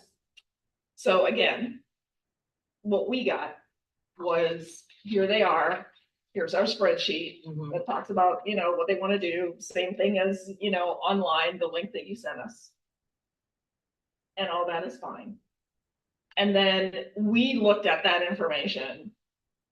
And seriously, for me, it was simply what makes sense here? And that's how I scored them. Mhm. What makes sense, Mhm. based on just the name of the program, because obviously we didn't know all this. Two things. I didn't know, and I still don't really know, what are the criteria to evaluate the applications for SIPs grants? And 2, the staff gathers the scoring and averages them out and then presents a recommendation. That was hard for me to wrap my head around as well, because we didn't have the opportunity to even talk about it really as a council. So that funding, I know it's not a big deal. It may not be a big well, deal, but no, I think it is a big deal in that it is taxpayer dollars, and there is an end goal to what we're trying to do. And I think that because you were new, whereas our other council members had been Had through been the through it, previous right. ones. They And so they they- didn't debate it this time. Yeah. The last time. The last or the time, first very time, first time and the second time, 2 hours? lots of debate on how to fund. What we were trying to do as a staff is come up with some way to categorize the applications. So when we said recommended, considered, those literally were words yeah, versus just putting scores out there and letting you make a decision from there. So when we say recommended, the recommended comes from the scores, not because we recommend the program. We literally are putting that in the hands of the council to make At a their determination at their request, Mhm. versus us coming with a recommendation on which ones to fund and which ones not to. And that's why the applications are also, I don't want to say all over the place. We ask that they conform with one of our priority areas, but it's still very open on how they pick the priority area that they're trying to impact. And then we look at that to say, yes, this is that priority area, or no, this is really that one, or no, this doesn't need any of them. And so we're not even going to evaluate that one. So this truly is still very loose. Mm. And I think that when we recommend some changes, it's going to tighten it up. Yeah. So for example, one of the changes that we're going to recommend is that we target each SIP's application cycle to a specific impact area within that priority. So while it's small, it still is conforming with a specific impact area in a specific way, which makes the metrics.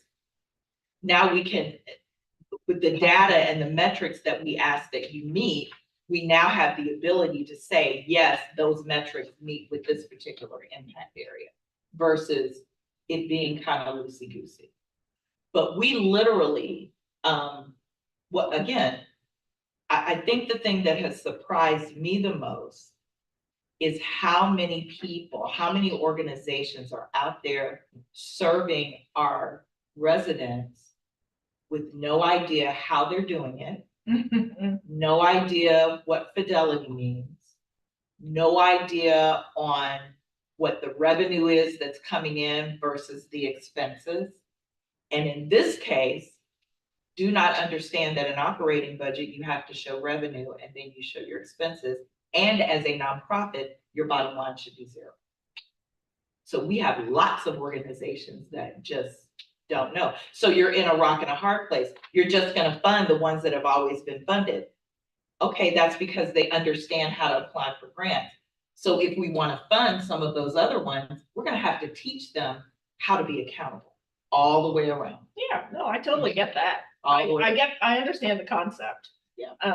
But So it needs tweaking. you know, We're only yeah. 3 years. I just Yeah. want us to make sure that we are, in all the things that we do and fund, that we are able to draw the line from the dollars we invest, because all of these are investments, all of these Absolutely. programs, all of it.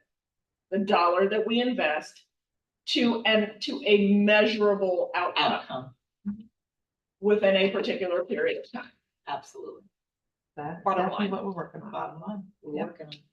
And my other stomp the foot on that, from my perspective, is how do we embrace the ordinance and statutory requirement that these are a substitute for existing resources in the areas, not just the three Supplementation, pillars Right, area. make sure we're not. Make sure we're not, and then I can be convinced otherwise on any of this, but is that the role of the CSC to help with the startups? and it's not a big enough money where that's where I'm gonna fall on my sword. You're gonna die on that hill. Yeah, but That's the push-pull of every, of, Yeah, it's a of working push-pull. here. Absolutely. Yeah. you know, I think that there is a messaging opportunity that I'm hearing that the community needs to hear, and I don't know if it's our voice, CSC voice or not, but there's gotta be an acknowledgement in the community that these are extraordinarily disconnected service providers in these areas, and trying to integrate them so that there is efficiencies in the various dollar pots that are contributing to this is a Yeah. huge lift and is not done well, if at all, in many places.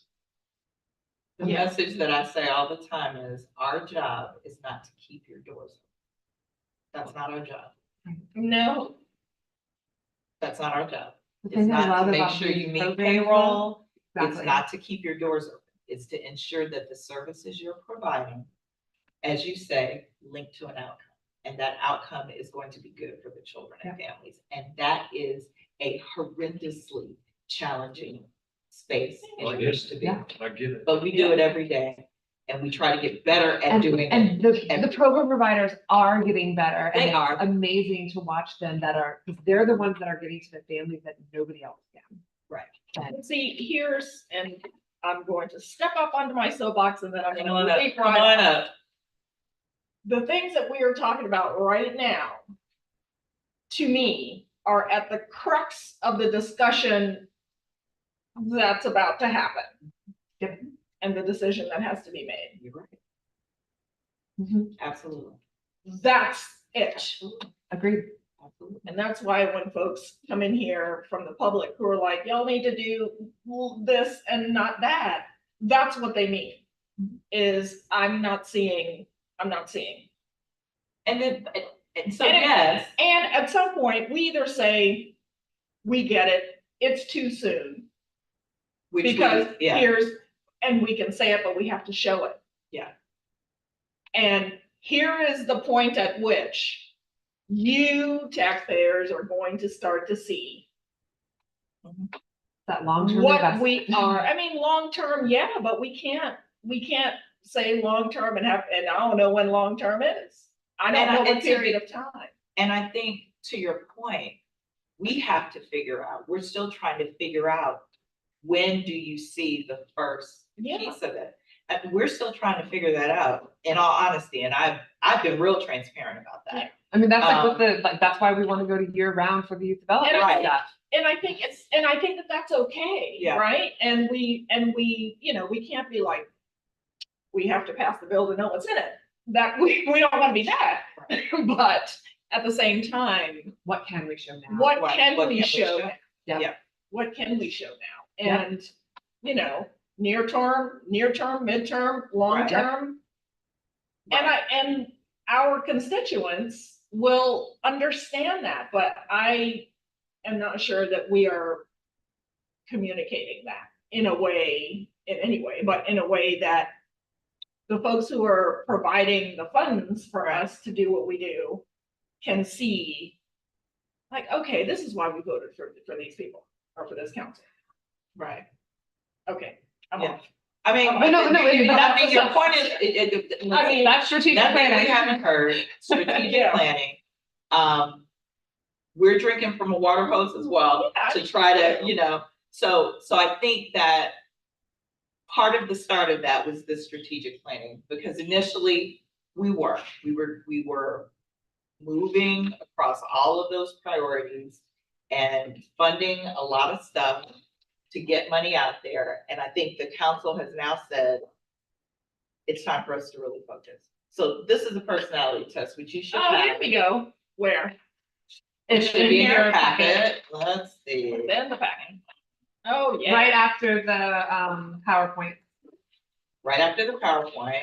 Do it you should want to say suggest? 5-minute personality test. So let's do this. Take that home. Oh, it's this. It's this. Oh, This one oh. here. Turn one page, Simone. One more? We'll go There you back. go. Turn it, Go back. Yeah. go back, right there. Okay. Take this home. If you will do this Fun. and then send us your results. All right. We won't do it now. Do this and send us your results. This helped our council better understand each other and how each other manages all of this information that we give y'all every meeting. And how each of us thinks and processes information. It helped tremendously as we went through the strategic planning process. So if you all will both do that, send us back, copy myself, send it to me and Holly, and we will ensure that we get you your little animal, so that when we come to council meeting, your fellow council I'll be like, members and here's who I am today. know how you operate, yes. And You we can have and we it like to do double-sided. the primary and the secondary. So part of what we did with the council was go through our 4 funding methods, because many of our council members thought we could just take an application and make a decision. We can't do that. We have to comply by procurement. Simone, I know you are wildly versed in this. Yeah. And Brent, I think you are wildly versed in this as Between me well. and Fred Springer, we Yes. got. So we And do- she wrote our manual, so. There you So we do RFAs, and that's when the council votes on the number of applications to fund. It shows you what we've done in that area. We've done RFPs. The council votes to approve, change, or decline the evaluator's recommendations. ITN, ITN is the next one. it'll eventually show up. It'll eventually show up. Council votes to approve, decline, or other. That's the Family Resource Center. And then we have sole source. So the sole source, of course, there's nobody else that does it, or there's a specific way that they do it that meets with our priorities. And so we did on-ramp, rebound, and recovery, and our perinatal navigator will be done sole source as well. Just out of curiosity, because I don't know, what, do we follow, the county's procurement? It's very Processes similar. Our and very first policy regulations. that we passed was our own procurement Procurement policy. policy. Fred Springer wrote it. It's informed by state policy and the county county policy. But that was our very first policy that we passed was our procurement So that's what, policy. okay, Right. Yeah, it's very similar. There's some nuances that Fred could explain to you, or you because could- I mean, I don't know, And we'll point you in the I don't know what direction of the the county, rules are, but you know. ours are a little. I'm coming from a chapter 287. Yeah. Yeah. perspective. Ours are a little, we have the ability to create ours, but we did mirror it off Yeah. state and county, and we have that on our website, and we'll talk about that Mhm. as we get through. Next slide. So one of the things that our facilitator talked about was effective grant making, because many of our council members have not been in grant making before. And so we talked about the hallmarks, making sure we got clear mission and priorities. The pitfall is if we don't have a plan and a strategy, which was why we did this session, because I think we were just trying to move without a real strategic plan. Define grant making focus, stop taking the peanut butter approach. You will see as you get into What council does the meeting, peanut butter approach mean? Just spreading it. Spread it across. Everybody Spreading the gets wealth. that. So we have some that want to spread the wealth. We have others that believe we ought to target. Clear and transparent application guidelines. We don't want to have indecisiveness, and we don't want to have frequent changes.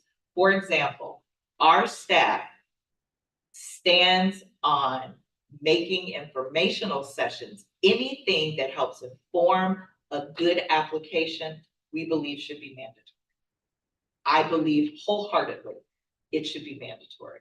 I think our council is moving in that direction, but initially, well, if they want to get a good application, they'll participate. That's not what we have found. So something for us to discuss as we move into this next funding year. Collaborate, don't operate in a silo, relationship building, no recognition of that, and embracing a learning mindset. And assuming that we have all the answers. We don't have all the answers. We're trying to get there in a partnership. So this was the exercise we did for fiscal years 24 through 26. We asked council members to decide whether they wanted to continue going wide or pick an area and go deep. They overwhelmingly said, we want to pick an area and go deep. Good. That's what we think we ought to do as well, which goes back to the impact. Second, where do you want to do that? So we put all 8 of the priority areas, so the 2 under success in school and life, 2 under health, and 2 under 4 under. 4 under stable and nurturing families. And this was the result. So is that what that workshop was about? Yes, Whenever it was earlier this year? September. September. This work was done in September. Was that September? It was Last September year? 30th. Yeah. Yeah, Okay, wow, yeah. time flies. So overwhelmingly, the council decided they wanted to focus on increasing the number of children who enter kindergarten. So kindergarten readiness got 10 votes. The secondary one was increasing resiliency, which got 4 votes. And the third one was enhancing the ability of caregivers. I should have put those the other way around. I No, oh Lord. put- Yeah, I put Yeah. it in You put it in picture priority. order. Yeah, sorry. And here I'm looking at 1, 2, 3. So My bad. 2 was enhancing caregivers. 3 was resiliency. Let me tell you what they all said. Even though we ended up with kindergarten readiness, every one of the council members agreed that if you can support the family and make sure the family unit has what it needs, everything else kind of comes with that. But when it was time to look at picking your priority, overwhelmingly, they went with kindergarten readiness. So what we interpreted as a staff is, as we look at kindergarten readiness, how do we weave these other 2 in to help build up kindergarten readiness?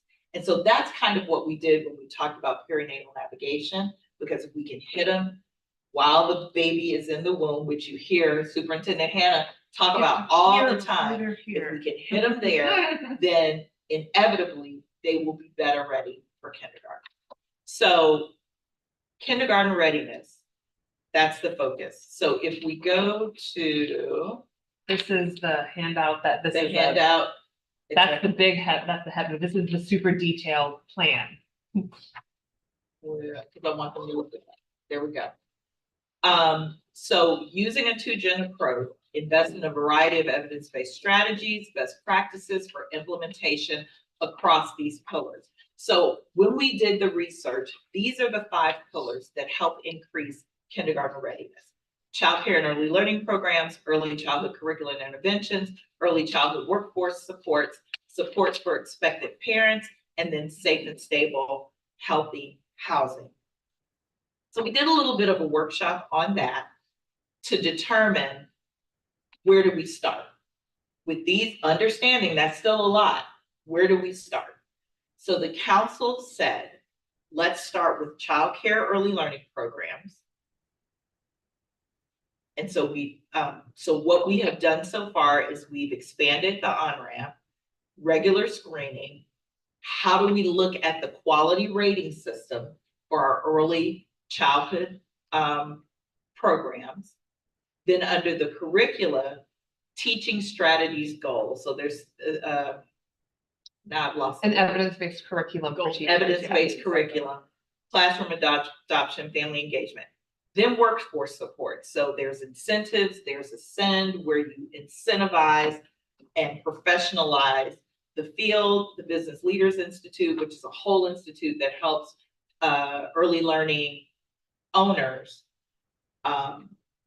raise their business up so that it is a successful business model where their teachers and support staff are being paid a wage that allows them to stay put and have that consistency. And I think that this is the one that Michelle talked about that would also leverage them up into the gold Into the deal gold to be able deal. to draw down more from the state and the state government. And irrespective of what you think about Gold Seal and all of the credentialing, it results in pulling down more funding. So if there is a way we can ensure that we are credentialing the various levels of early learning, so family childcare homes, your actual contracted, your actual registered and licensed. And then support for expectant families. So we're talking about prenatal programs, doulas and navigators, and then home visiting. So parents as teachers is that evidence-based model, and Healthy Families uses that model as well. So what's missing from here is the green. Is the green. And so we have a whole slide that I do want to give you guys, because I want to take you from that piece of paper there to where we ended up. So we had this whole conversation about homelessness and the need for emergency housing. What we know is that as a council, we really can't impact that. We can't provide affordable housing. We can't build affordable housing. We can't do any of that. But what we can do is look at how we stabilize those families that might be in transition. And so that's where that green column comes in, and the conversations that I have been having with the city and the county over the last almost 2 years as to where the need is. And so in the budget that you guys saw, we have been working with the county to see how do we support those 4 homeless shelters that deal with children and families. And so that's where that money, that $500,000 would come in across those 4 shelters to help with the emergency housing. And remind me what Issue. those shelters are again? Obviously not the Carney Center. Not the Carney Center. Got it. So Family Promise, formerly Big Bend Homeless Coalition, Breon House, which Brent used to be, I believe, on their board of directors for Breon House. What board of directors were you on with that apartment? You weren't, did you do their accounting? I was on I a think- CRT. I think you're thinking of a different account that was on one of our planning committees. No, I it's saw definitely them not? somewhere. I and did some accounting. It'll work, come to me. Okay. CFO work for the precursor to Family Promise, what was it called? It'll Big, come to me. Big Bend Homeless Big Bend Homeless Coalition. Right, Yeah. It'll come to me because I ran into you when I was on a CRT. former FSU accounting professor that was the then Board CEO. Okay. I'll talk to you about that later. Okay, so. Family Promise, Breon Family House. Promise. Breon House is for pregnant moms, expectant moms, and moms with, I think the infant can be up to a year old. CCYS for homeless teens, Capital City Youth Services, and then the last one is Refuge House. Refuge House has about 1/3 of its residents that have children that reside there as well. When you look at capacity, Family Promise overwhelmingly has the larger capacity at 160. CCYS is 37 On a good day. on a good day. Breon House is 18. And what's the last one? Refuge House. Refuge House must be 37. CCYS. I think is 61, that's 18. why I said, I think it's less. I'll give it to CCYS. you, but it's small. They're Yeah. all under 40. Yeah, for sure. they are, for sure. Um, So this is just what we've, Do we have any Committed. sense of what the gap is there? What the demand is for? keeps increasing, that's what I can tell It you. keeps increasing. I have a whole spreadsheet I will share with you all on that. Even with the investments from the city and the county and us, it's still only a percentage of what their total need is. So, all of them have been working on their fundraising efforts. Family Promise is trying to work on its fundraising efforts. I will tell you where Family Promise is concerned, they used to get CDBG money in the amount of about $500,000. They were informed with their former executive director, so it's been over a year now, that they would not be getting that moving into the next year. So they are experiencing a shortfall. The council will make a decision on how they want to move with that. That being said, though, because we have children that are in our public school system, in many cases, they are birth to 12.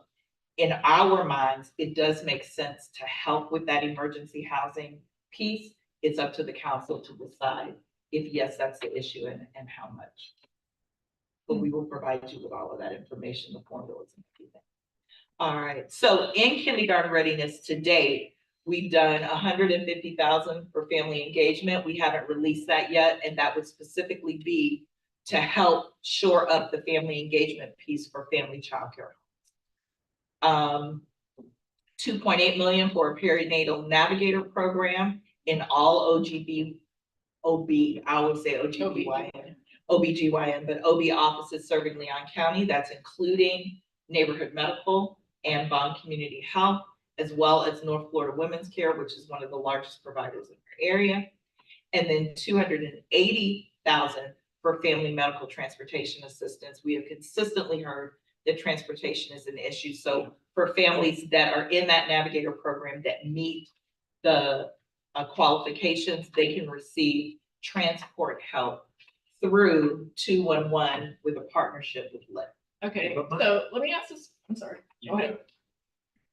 On the medical transportation assistance, this is for individuals who are not getting said transportation assistance through their Medicaid program. That is correct. Exactly. All right, That okay, is correct. So they aren't on Medicaid. Yet? so they may not qualify. They may not They may not, if it's having those Yeah, I mean, if whatever they the qualify barriers for are. Medicaid, that's where they should That's be. where they should be, and part of the navigation piece is ensuring that they are connected with all of those You know, resources. same thing with the And that's prenatal and perinatal, right? Because Make- Medicaid now covers Absolutely, for correct. 12 months. right. And so after the it's not, baby's it's not the Yes. medical, it's not the medical care, it's the navigation services, Right. based on based on a contract that DOH is actually running for expanding this. So we're basing it on that. It's just not operating here in Leon County. And so, so we're working with FSU's College of Medicine on how do you address the social determinants of health within the perinatal clinic. It's not duplicating existing services. And so it's looking at how to complement them so that they can get those additional services that they need.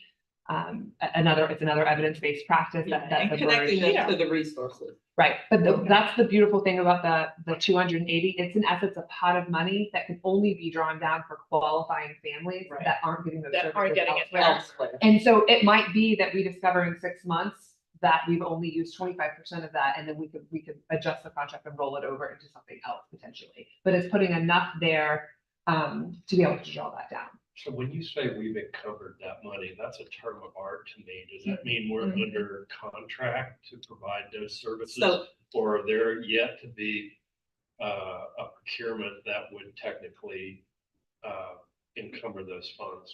so in this case, we would not use a procurement, we would use a sole source because our sole provider of home visiting services is Healthy Start.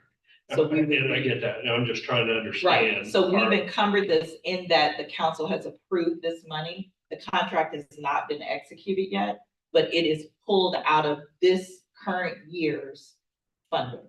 They approved the scope of work already, So just not the signed this contract. probably ties back to the question that I asked a couple of days ago, where I was saying, we've got $12 million at the end of May that was Right, sitting in cash. right, And my takeaway without drilling down was we've encumbered the majority of the those majority of funds. it, Held exactly. in trust. You've got it. It's But- being held in trust. if you Well, will. you're using terms that make a CPA spin. Okay, let's. Okay, back my bad, up. my bad. It's in our accounts. We've got cash. I know cash. I can Yes. touch it, feel it, spend it. We I know have all that. cash that when the contract is signed for this, Right. that is where they'll be pulling that money.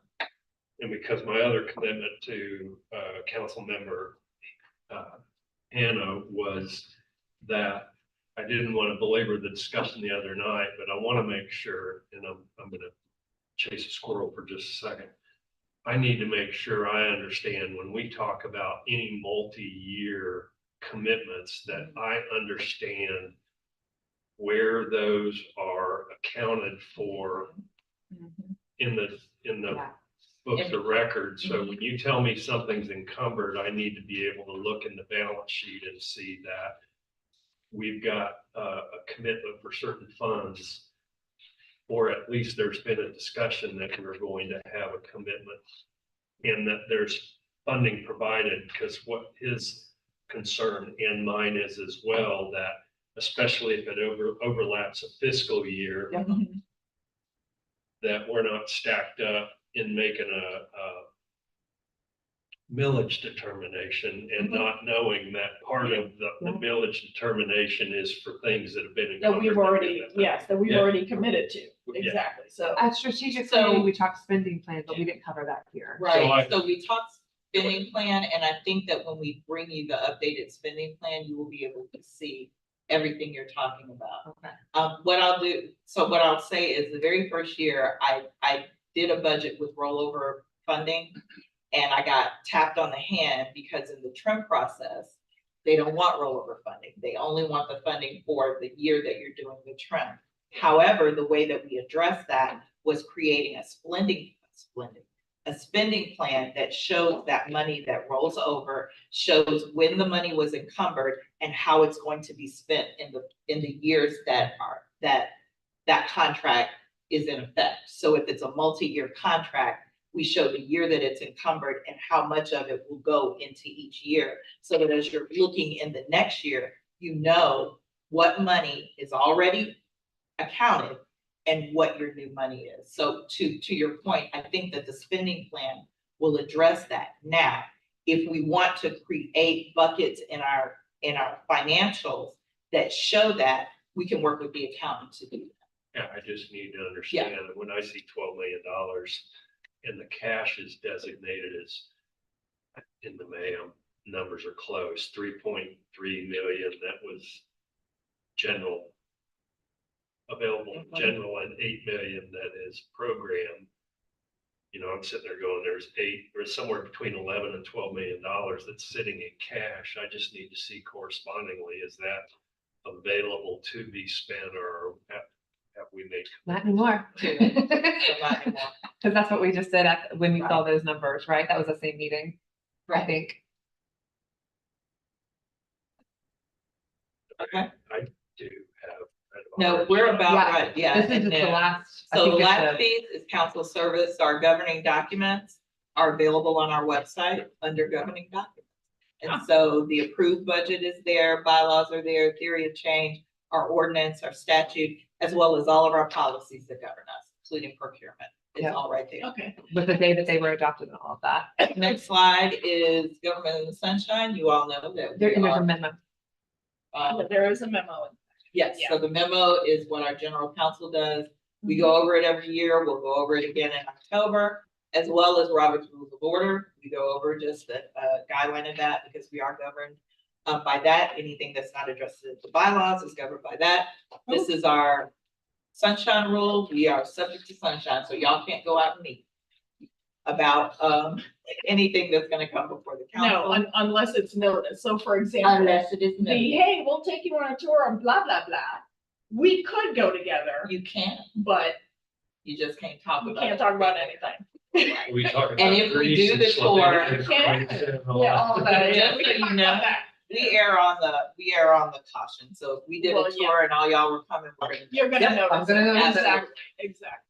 Our trim process is coming, the bylaws and council policies. We do have a change we're gonna make to the bylaws. We do that every October. We talked about sunshine, financial disclosure. You both have been, well, Brent, you've been added, you've been attached to our record now because you're on. the Yes, meeting. I saw that. And so they send you those notices. Executive director evaluation, the council does that every year. You get your, that correspondence comes directly from the general counsel. And he corresponds with you on all of the documents that have to deal with that. The chair is responsible for going over the evaluation with me, and we actually do the evaluation results at our December meeting in the public. And then our committee service, we really only have 2 committees. Well, technically 3. So we've got our executive committee, which consists of all the officers.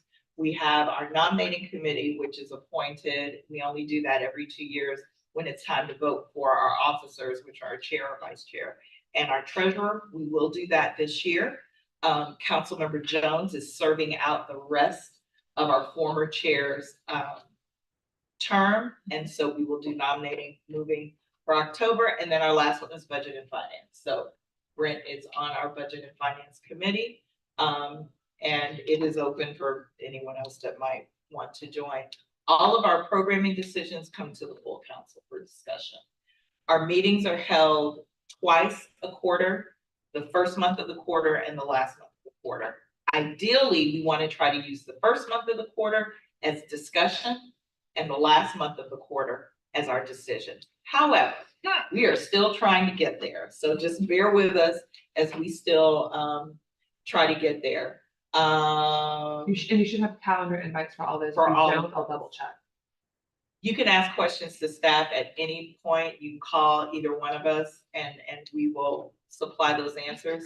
You have the ability to reach out to any staff. I do ask that you reach out to me just so that I know. Yeah. And we can refer you to that staff.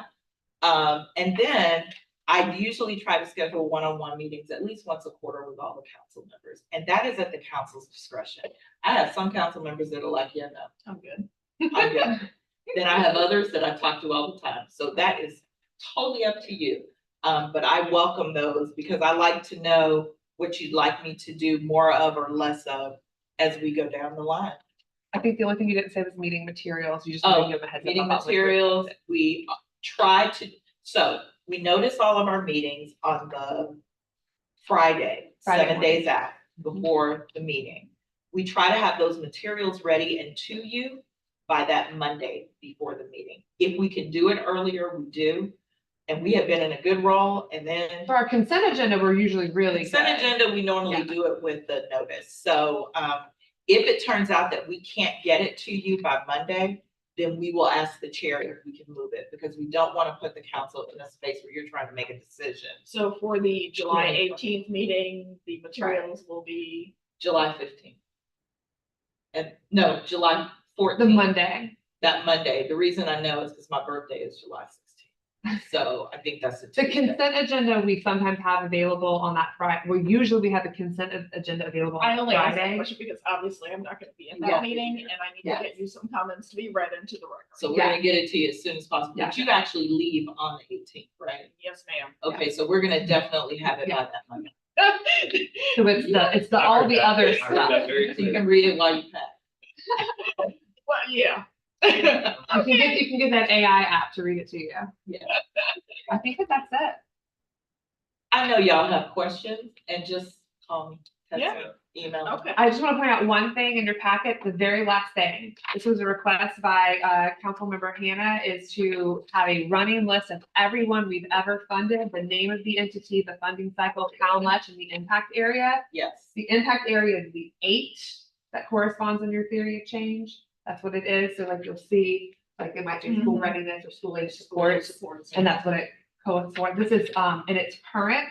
We do update this to try to reflect, what's dispersed. So if any money gets like returned or unspent or something like that, we do go back and update this. So this is current as of today, Awesome. right? So it's not gonna have contracts that are encumbered but not yet spent. Right. So if you look at Children's Home Society, it's only gonna say 609 because that's what's encumbered, We also, but not 4 million. Dina also keeps a running tab of money that has gone out, so that we know of the money that has been approved and encumbered, how much of that has gone out the door, so we That's not really this. know what kind of carryover. Yeah. So we'll have that ready, for July. Okay. All right. Well done, ladies. Well Well, we done. appreciate you, and we will do this all over again for Judge Hobbs, a little more abbreviated. Version, because she's, not- I mean, yeah. She's gonna be looking like this, She's not gonna I'm know sure. what she doesn't know. Right. We are getting copies of the needs assessment, so you'll have a physical copy, but it is Oh, I have a available present for online.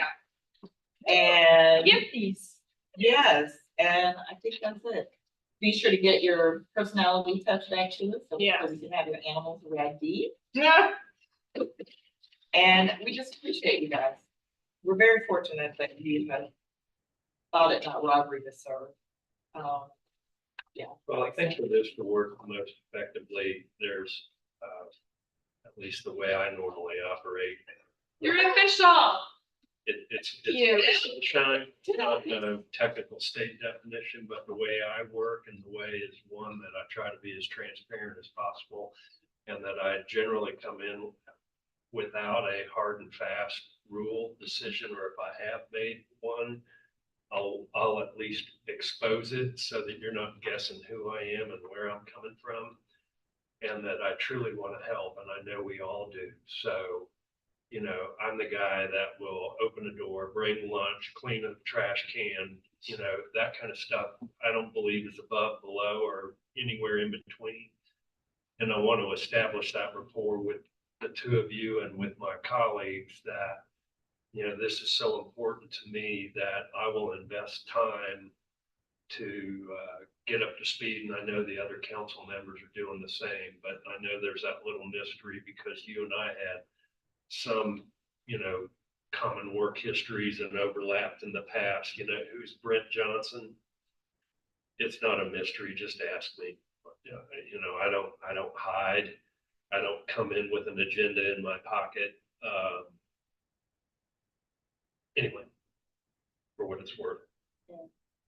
Cool. Appreciate that. And I think you'll find that I'm as transparent as it comes. So, you know, And that really kind of across everything for me. If I feel like I'm struggling, I'm gonna tell you I'm struggling and I need help. If I need connection, I would say that. So I thoroughly enjoy the work that we do here. It is challenging, yes. And there are nights that I don't sleep, yes, but that is okay because we are totally dedicated. Our team is always available. So, thank you guys. All right. All righty. Thank you. So we Well will get done. that to you. Have any other questions, you let us know. And we are Well, adjourned please. at 12:06. 12:06. 12:06.